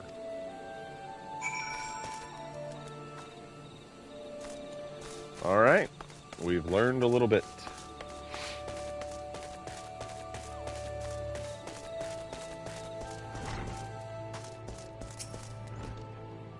Oh, of course. Hearing your stories, well, my stories, has brought the memories flooding back to me. I feel like dancing.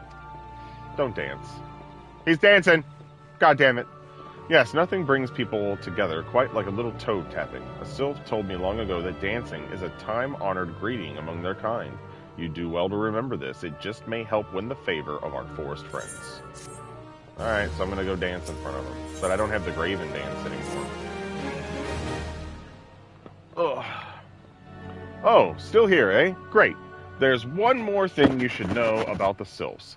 They don't take kindly to guests who show up empty-handed. To earn their trust, you do well to bring along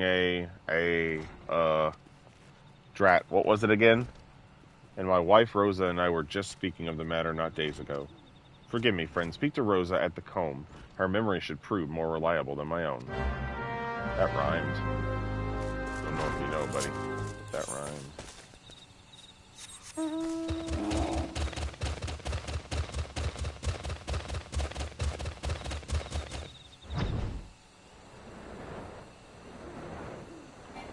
In the forest.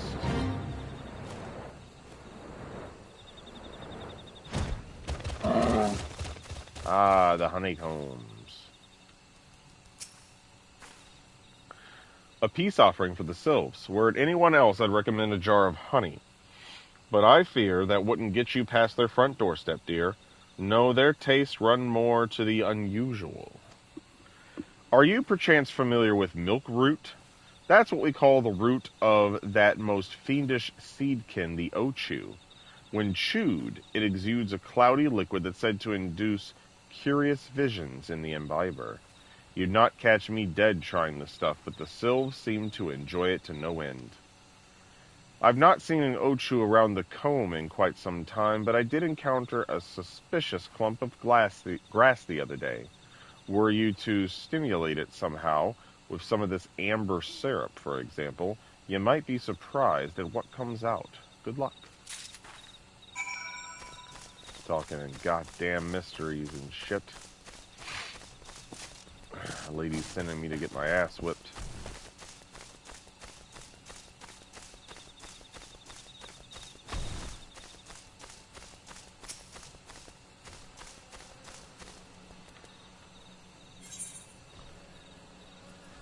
Amber syrup. Oh, I wanted to read it. A nutrient-rich alchemic compound used to quicken seedkin growth. Ah, so I'm growing this thing into an ochu. Oh my god. You die. Thank you. Appreciate it. Bye-bye. I got the milk root.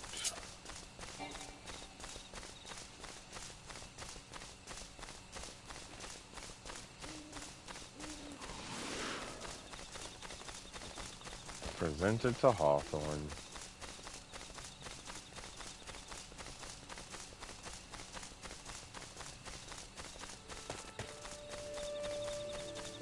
Won't. Go in the side door, baby. There we go. Ah, you're back. Was my wife able to direct you to a suitable offering? The thick white sap extracted from this Ochu root has the power to grant its user wondrously terrible visions.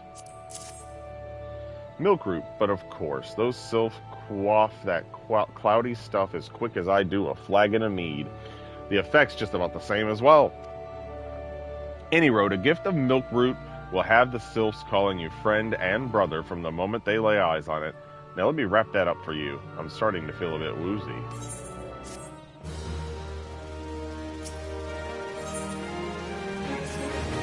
Alright, first contact with the sylphs. I've taken the liberty of wrapping your milk root well and good. This should keep it nice and fresh, not to mention spare you from that god's awful stench. Thank you, sir. The sylphs love the stuff, but me, I'd rather bury my nose in chocobo dung. Jesus. I dare say the reek even rivals the breath of the moor bowl that put an end to my adventuring days. Ah, he didn't take an arrow to the knee, he took the breath of a moor bowl. I would say that the moor bowl breath is worse than the arrow to the knee. But I can tell you that story another time. You've more important matters to attend to today, yes? The sylphs are an eccentric bunch, but I've shared their company enough to know that they're kind at heart. They'll not shun one whose intentions are true. May your parley be a fruitful one, friend, and do stop by on your return. There's a flagon of full flower mead with your name on it if you'd regale me with your adventuring tales. Aw, what a nice guy. And before I forget, don't go traipsing off just yet. Amalj'aa here would have a word with you. Travel in safety, friend, and do pass along my regards to the winged ones.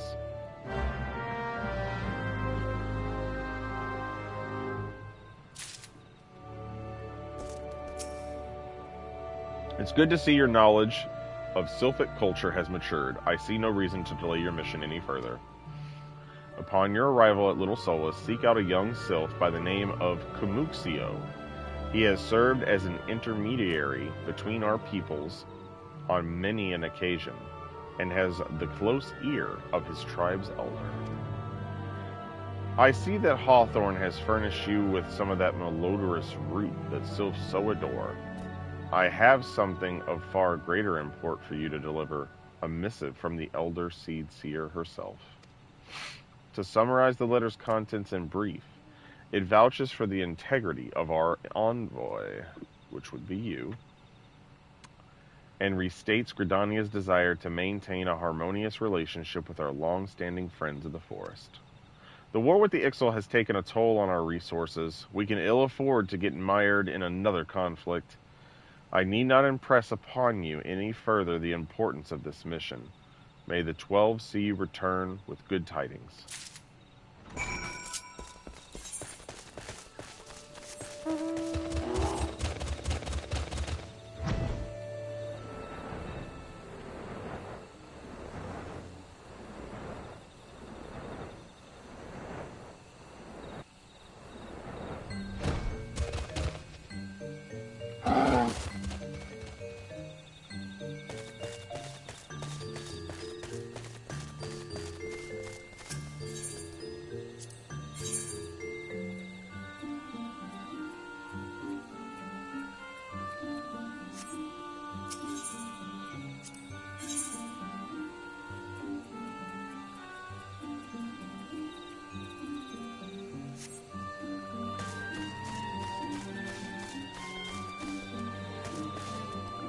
Here they are. Here are the little sylphs.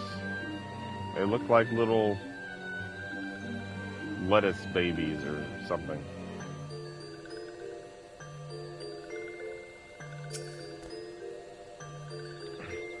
Walking one is not familiar to this one. This one does not trust strange walking ones.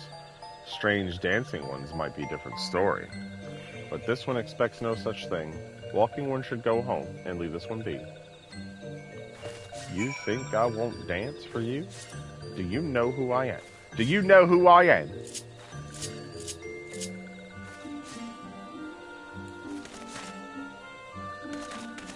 Oh, they don't want my dance. Haha! This walking one is foolish one. Walking one should go home before this one becomes angry. Uh-oh! They didn't like my dance. They didn't like my step dance. So I gotta do the regular dance.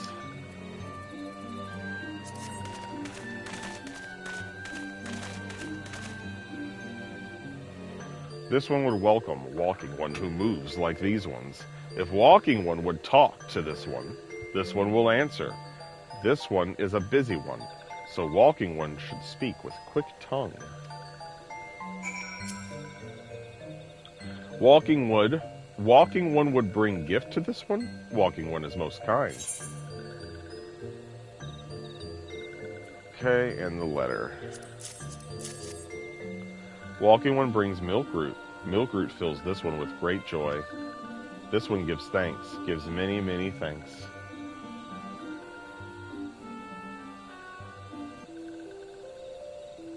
Walking one carries message for Elder One.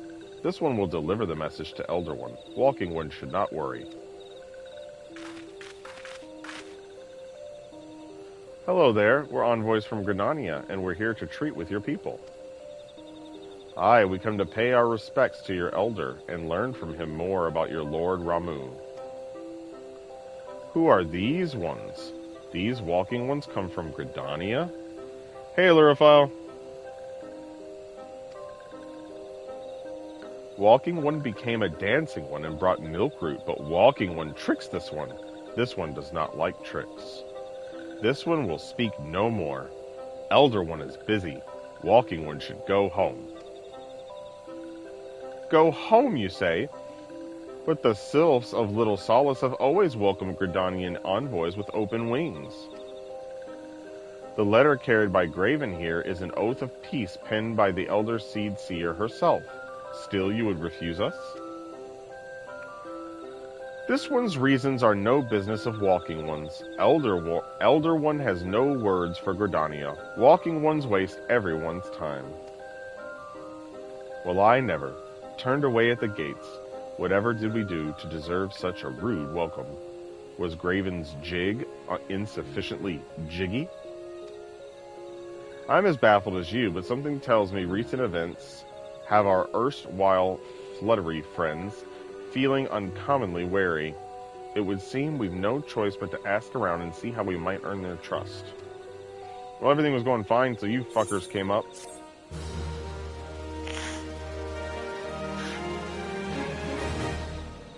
I had everything under control.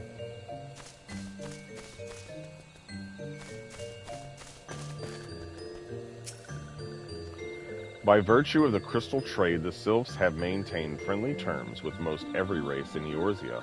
Alas, the appearance of Ramu has been a storm cloud over relations. If peace is to be secured, we must reopen a dialogue with the sylphs before they have a chance to summon their god again. Alright, Ida.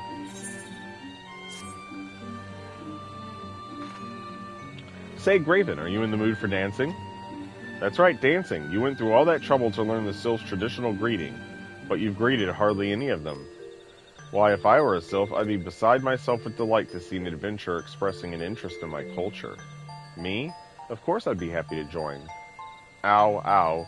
There go those bloody leg cramps of mine acting up again. Wow, really, Ida?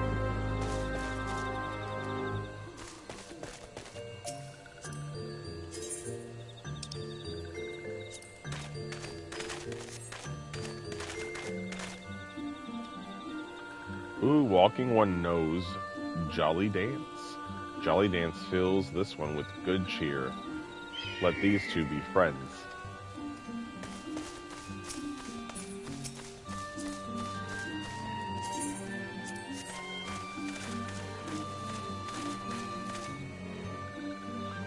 Walking would be a friend to these ones. This one is overjoyed, but this one keeps the ways of weaving a secret. Even if Walking One learned the secret, Walking One could not weave in the same way.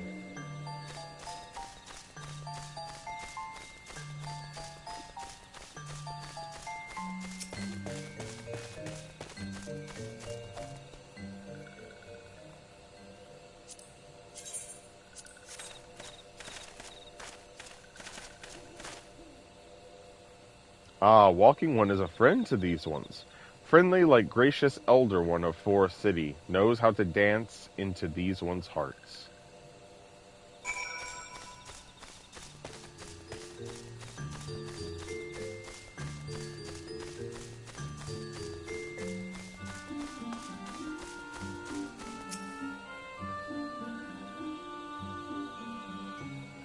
Graven, would you like to hear the good news or the better news? The good news is that your lovely dancing has brought smiles and high spirits to all of Little Solace. The better news? Why, I've thoroughly recovered from those accursed leg cramps. Onward to our next adventure. Ida, you're fake as hell.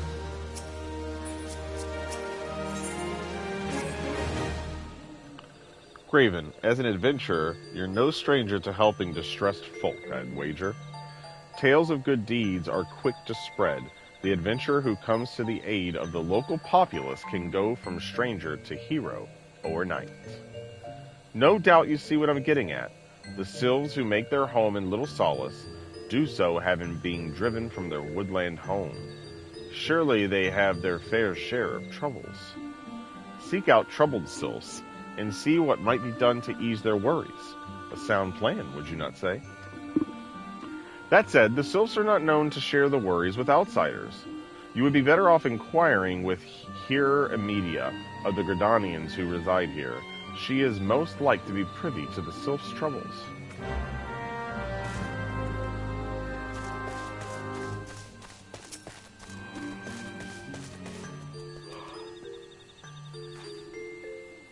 Praise be to the elementals. I cannot express how happy I am to see an adventurer with a truly gentle heart. The sylphs of Little Solace are sorely in need of aid. Pray hear me out.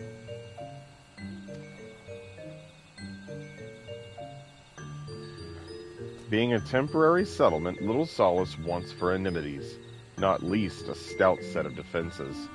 Consequently, beasts from malms around are free to wander in and terrorize the hapless residents. The Zizgorlins and Gallnets that roam these parts are especially troublesome, but slaying one of each should serve as a warning to the rest. Furthermore, perhaps you could gather 3 brownie brushes as well. They play an important role in sylphic culture.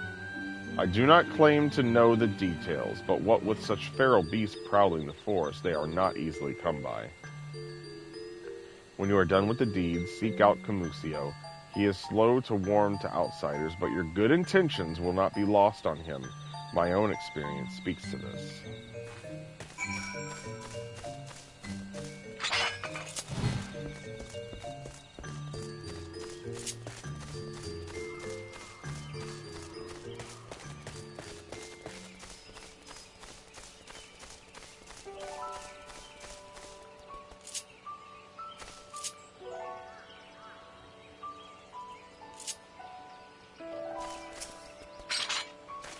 Brownie brush.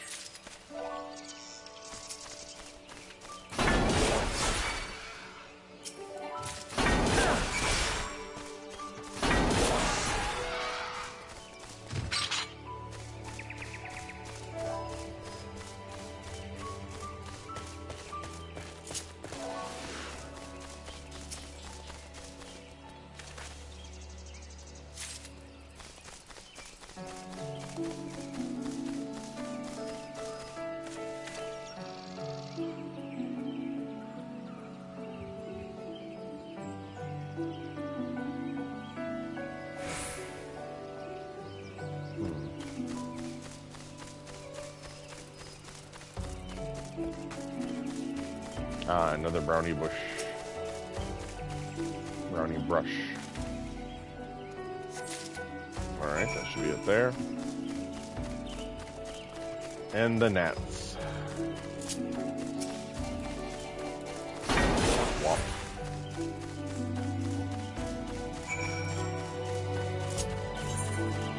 Come on, war bear.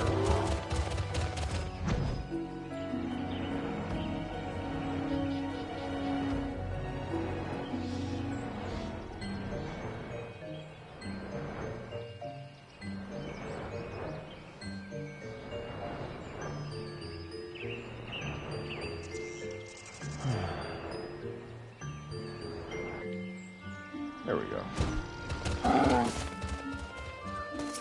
Alright. Dancing One is still here. Dancing One can dance all day. This one's trust is not so easily earned. Oh yeah? Legend says that Eorzea was once inhabited by a race of tiny creatures called brownies. And they would use the spores of this particular mushroom to paint their faces for battle. Dancing One brings brownie brushes for this one. This one can dye thread once more. This one is pleased. Dancing One kills Bitey Buzzy One. This one hates Bitey Buzzy Ones. Dancing One is kind. Too kind.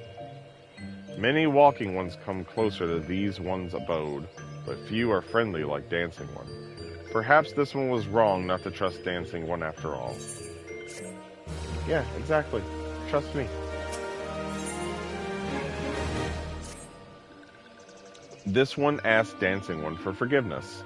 These ones have many troubles since walking ones last came to our abode. This one must be careful, always careful. But Dancing One is not like other walking ones. This one can trust Dancing One. This one would ask Dancing One for help. Strange walking ones with bodies of steel come to the home of these ones. This one thinks steel ones come from Empire. Where Empire goes, many living ones become dead ones. Trees fall and bushes burn. These ones' home is in danger. Danger. This one begs of Dancing One to help this one no more. Dancing One is friends with these ones and walking ones, yes? Dancing One must speak to these ones and here and walking ones in Hut House to find out more. This one has bad feeling. This one fears steel ones are after something. But this one should speak no more. Go, Dancing One. This one depends on kindness of Dancing One.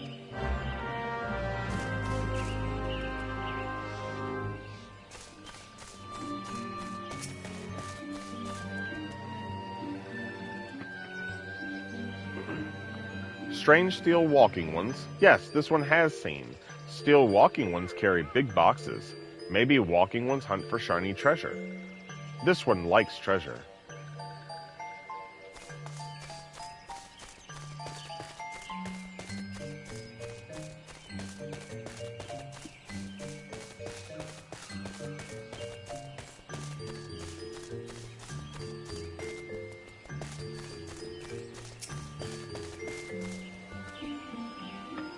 A word, if you will. The lands beyond this point belong to the sylphs. Unlike the gentle souls in Little Solace, the vicious woodland sprites out there will slaughter any outsider that dares cross their borders. You're free to travel where you please, but know that none will come to your rescue should you stride blithely into the jaws of danger. Shush, shush, this one says. Steel walking ones are scary, like touched ones. This one hates scary, and scary ones have scary friends.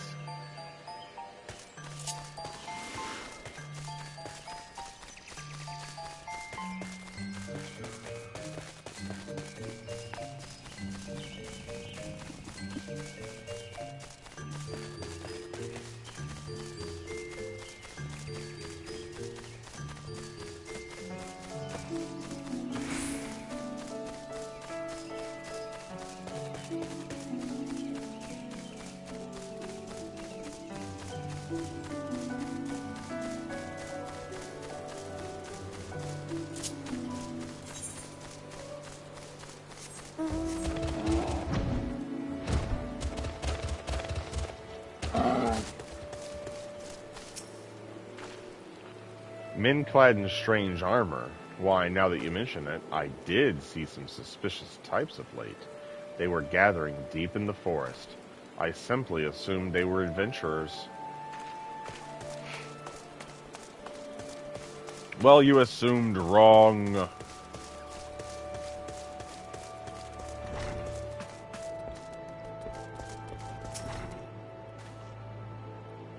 Fearsome types clad head to toe in steel, you say. Imperial soldiers, no doubt. I couldn't tell you what they're plotting, but I'm sure it's nothing good.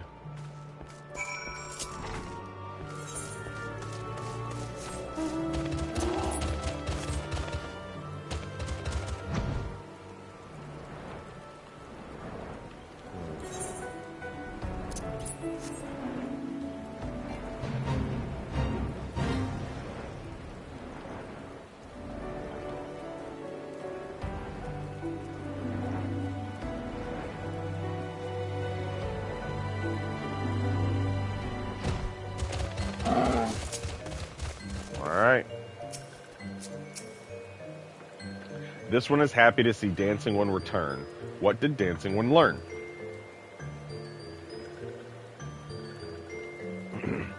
This one sees still walking ones come from Empire, carry boxes, and go walking deep, deep through trees. As this one thought, still walking ones are up to nasty, no good things. This one knows forests well. Still walking ones try to hide, but this one will find them. This one would borrow Dancing One's map. This one marks map. Right here. This is where still ones hide. This one knows. Dancing One will go look for still ones, yes?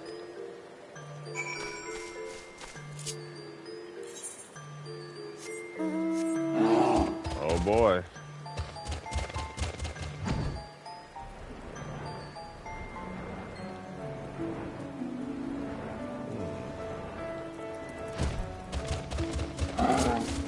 Alright, let's get to it.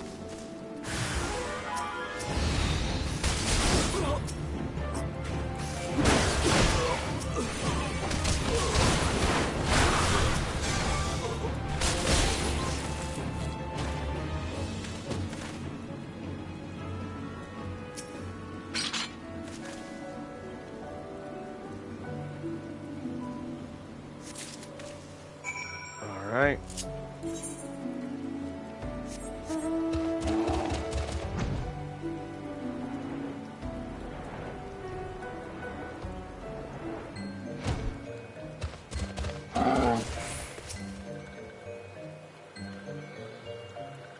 Dancing One is back.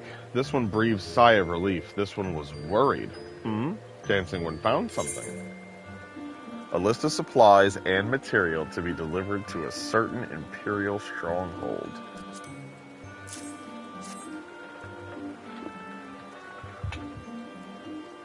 Dancing One found paper inside a box. This is a message from Empire.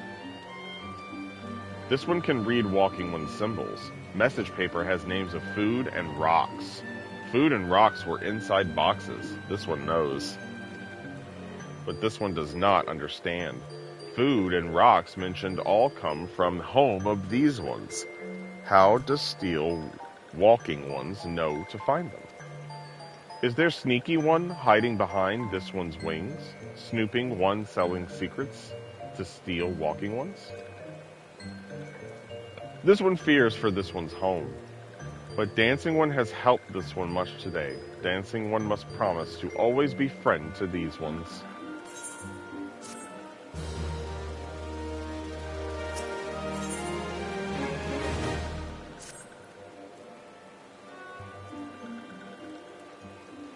Helpful One arrives at good time. This one needs Helpful One's help. One of these ones named Claxio ventured outside. Little solace alone. Alone is unsafe. Helpful One must find Claxio. Claxio struck west by leaving the settlement. Hurry before Claxio ends up in the belly of Beastly One.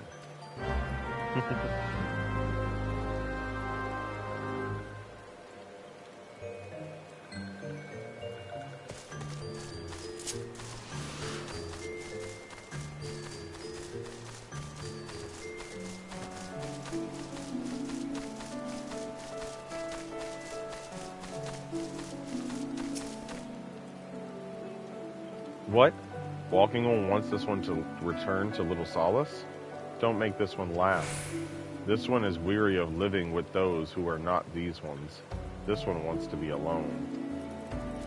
These ones rely on Walking Ones for everything, no better than those ones that summoned a primal one. Small wonder this one chose to leave. This one thought this is a likely place to build a home, but then Meddling One arrives, forcing this one to go deeper into the forest. Meddling One is forbidden from following this one. Away with Meddling One.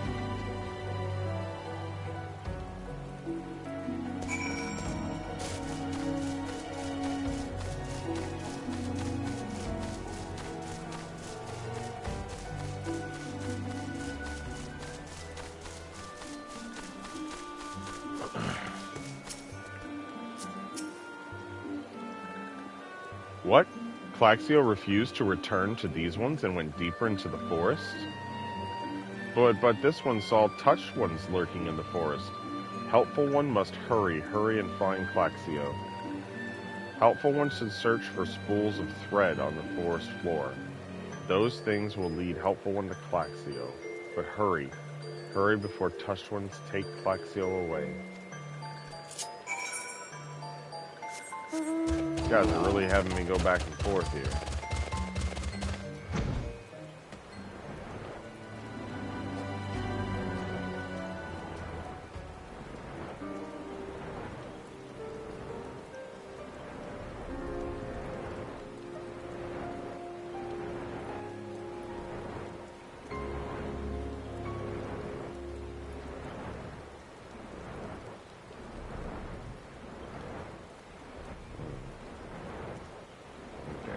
Right here. Oh, a fight.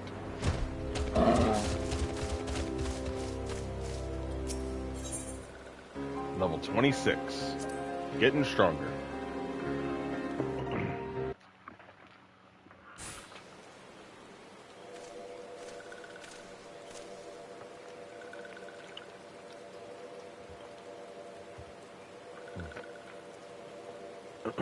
Meddling One is back. This one told Meddling One to be gone. Tell Camuxio that this one will never go back. Never.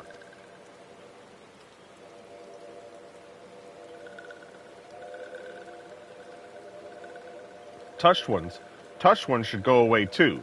This one is good one. Everyone should just leave this one alone. Be on guard, Graven. These sylphs have been tempered, brought under the thrall of the primal Ramu. Akin to the Amalj'aa tempered by Ifrit, these sylphs exist only to serve their deity. They'll not answer to words, only steel. I take no pleasure in this, but it must be done. Hey, I get to fight alongside my Scion brethren.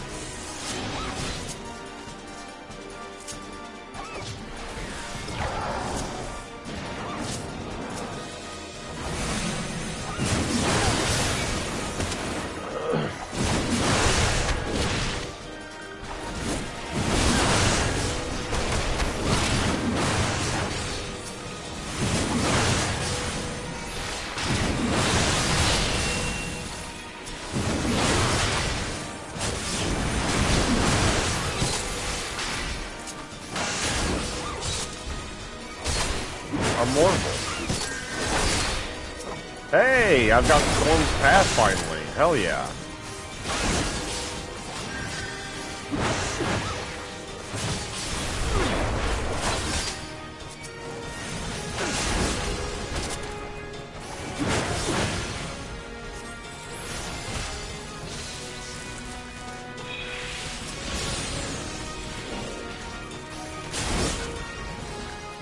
Hey, you better run, piece of shit.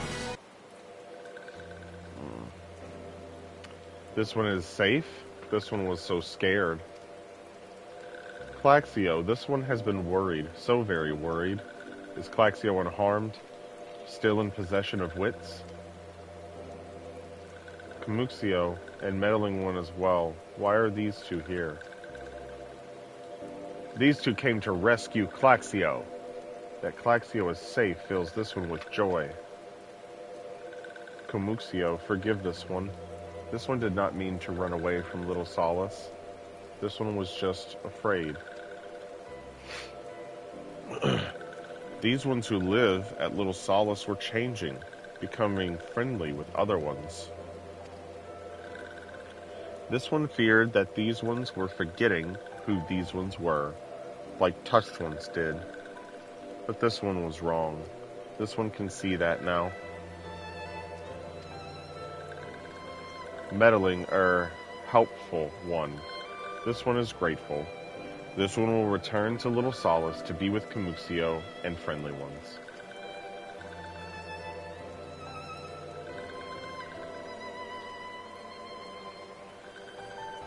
Well, that should see to that. What say we return to Little Solace as well? I, for one, could do with a nice hot bath.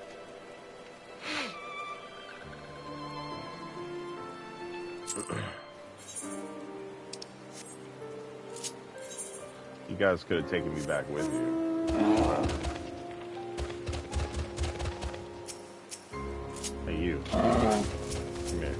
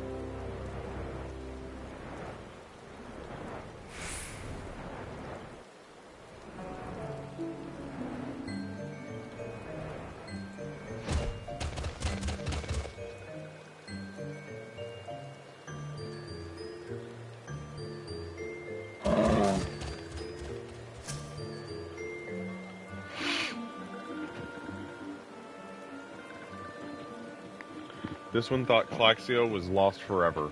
Helpful one saved Claxio. Now these ones can be family again.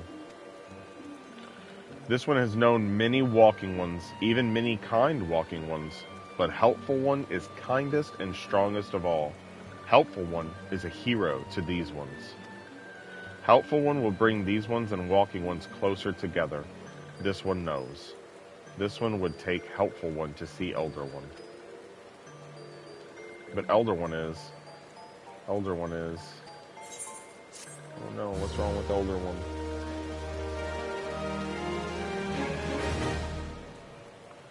Speak to me, little one. Speak to me.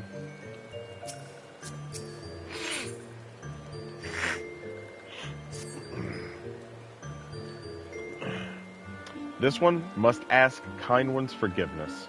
This one made promise to take Kind One to see Elder One, yes? But this one cannot. This one cannot because Elder One is not here. Elder One is not anywhere. Elder One went into forest yesterday, but has not come back. This one is worried. Elder One often goes into forest, but never, never for this long. Kind One will help find Elder One, yes? Near where Elder One disappeared is home of a walking one named Buscaron. Buscaron may know what happened to Elder One. This one would talk to Buscaron, but walking ones do not always trust these ones. Would Kind One talk to Buscaron for this one? And Kind One comes from Gridania, yes? If in Gridania live many Kind Ones, yes? This one begs of Kind One, please go to Gridania and ask fellow Kind Ones for help. And please hurry. These ones are not safe until Elder One returns.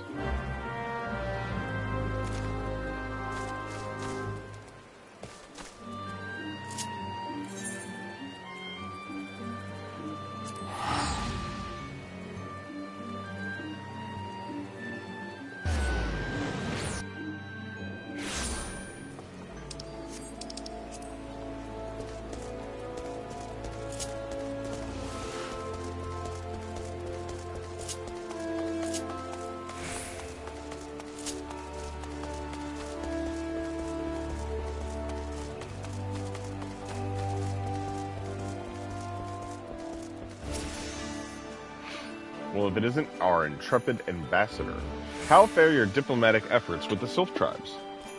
Their elder's gone missing, you say. Why, if he were to end up in the hands of the Tempered Ones, we'd have a crisis on our hands. You can assure the Sylphs that my sharpest-eyed serpents will be on the lookout night and day. No stone must be left unturned.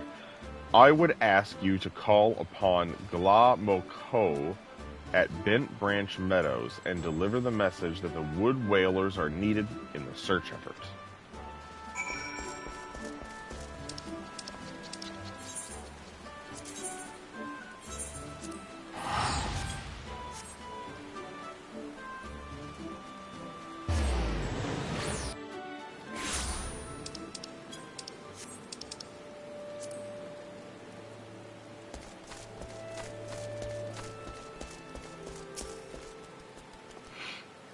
A message from Commander Halloy, you say. The Sylph Elder has vanished. Worry not, friend. The wood whalers have eyes under every leaf, behind every branch.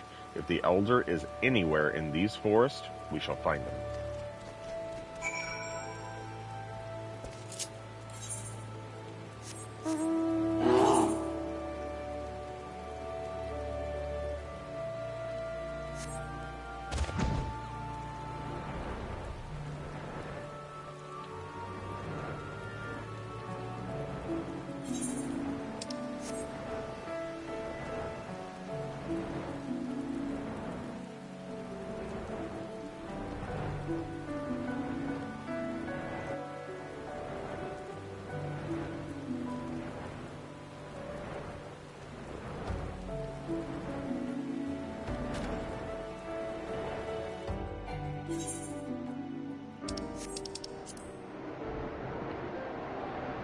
Finally down in the South Shroud, huh?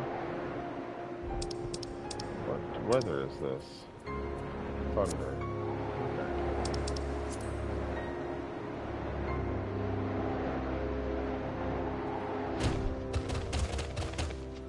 Okay. Hey, they're here.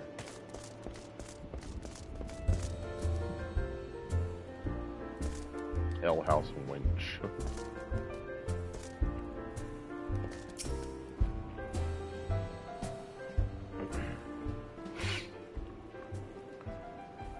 Well admitted, adventurer. We have the finest grog and grub this side of... Not here to fill your belly, then. Ah, hunger for news, is it? Aye, there's been talk of a sylph lurking hereabouts, but I couldn't rightly say if it be the leader you seek. Those woodland scamps all look alike. Short of painting one red and another one blue, most folk would struggle to tell two of them apart. If you've the time, mayhap you could stay a while and see what the gods have in store. You never know, you might even stumble across this Sylph Elder yourself.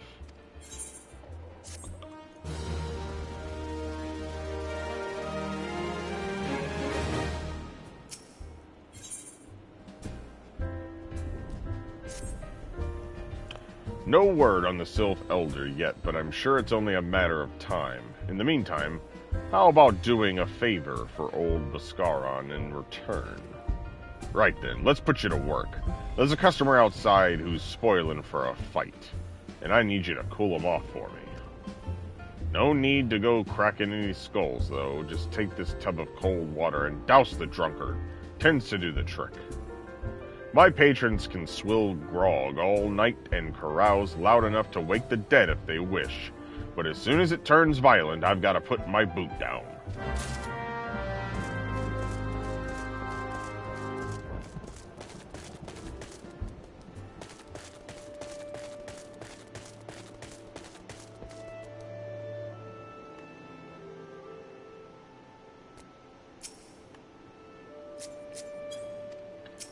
What did you say? Grr, if this were anywhere but the druthers, I'd have that fool spitting teeth before he formed a second word. What are you staring at? You want to keep them eyes in your face? Oh man, I'm gonna fucking get you. Noficus teats, that's cold. What do you mean, no fighting? This dusk-white scum was... Yeah, I know the rules. The bastard gets to keep his skin. For now.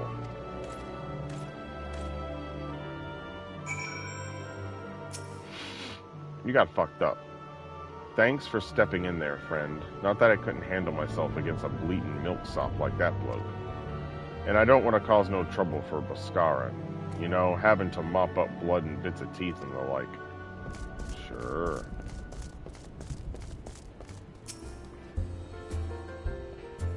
Nicely done, Graven. I'll not have my patrons picking fights with each other over a petty prejudice. In case you didn't see, the bloke who caught the blunt of that outburst is a dusk-white Elazin. There are people who shun cities and live in the wilds, making them no better than brigands in the eyes of many. To be fair, the dusk-whites can be an unruly lot, but they ain't so bad once you get to know them, and it don't seem right to bar a whole race of people from the druthers for the misdeeds of a few. There should be at least one place where anyone willing to pay the coin and drink in peace is welcome, don't you think?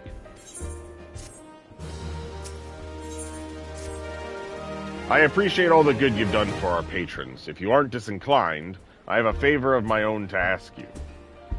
There's a Quequern friend of mine, you see, name of Tetaroon. A good lad. It was right after the calamity that I came across him fallen in the shroud. He nearly died in all the havoc, so I took him in and nursed him back to health best I could. He worked here at my druthers for a spell after that. Got to talking about striking out on his own, he did, and not long after, cast his lot with a merchant bound for La Nocia. Well, it just so happens I got to cleaning up around here and came across something of his. This scarlet earring. I know he was fond of the thing, but he must have just forgotten it when he left. So, I'd like to see that it gets to him. Can't say for sure where he ended up, but might be a friend of mine can. A Roegadan fellow named Bane Singh. You can find him on Hawker's Alley in Limsa Lominsa. He knows everything of the comings and goings of merchants there. Why I am suddenly doing quests for this guy while trying to look for the Sylph, I have no idea. But now I have to go all the way to Limsa Lominsa for some reason. So, it is 4 minutes till 8. I got a lot of stuff done. This is obviously heading in some other directions here. So, I am going to go ahead and call it at this point. I think that is the best thing to do. So, as per usual, I hope that you guys enjoyed the stream. Fighting Ifrit was a lot of fun. We've got this side thing going on in Gridania, where we're messing with the Sylphs, which isn't even the Ixals, you know, that are the bigger threat right now for Gridania. We've already taken care of Uldaw's primal Ifrit, and there will be some more primal fighting happening soon. Yes, Ferox, I had a nice Memorial Day as far as I went to work. But hey, holiday pay is always nice. But no, I hope you guys enjoyed this. Like I said, parts of the game can be a little, a little taxing sometimes. Like this part right here feels a little slow to me, sure. But, you're learning more about the land and the creatures that inhabit it. And that's not always a bad thing. I understand that some people may have an issue with the pacing and stuff. I get it. But, I'm still having a lot of fun. It's good replaying the game. I'm glad that you guys get to be alongside me for it. And I hope that, like I said, I hope that you're having fun. I'm going to take myself to this area where this NPC is that I'm supposed to be at. And then I shall be calling it a night. It is my weekend now. I'm off tomorrow, Tuesday and Wednesday. So I should be able to get some gaming in with the guys, maybe. I know that we need to beat Diablo so that Anthony can stop crying. So, all right. So I'm gonna leave myself right here. Gonna do a little dance. All right. Thank you all for watching. Have a wonderful night.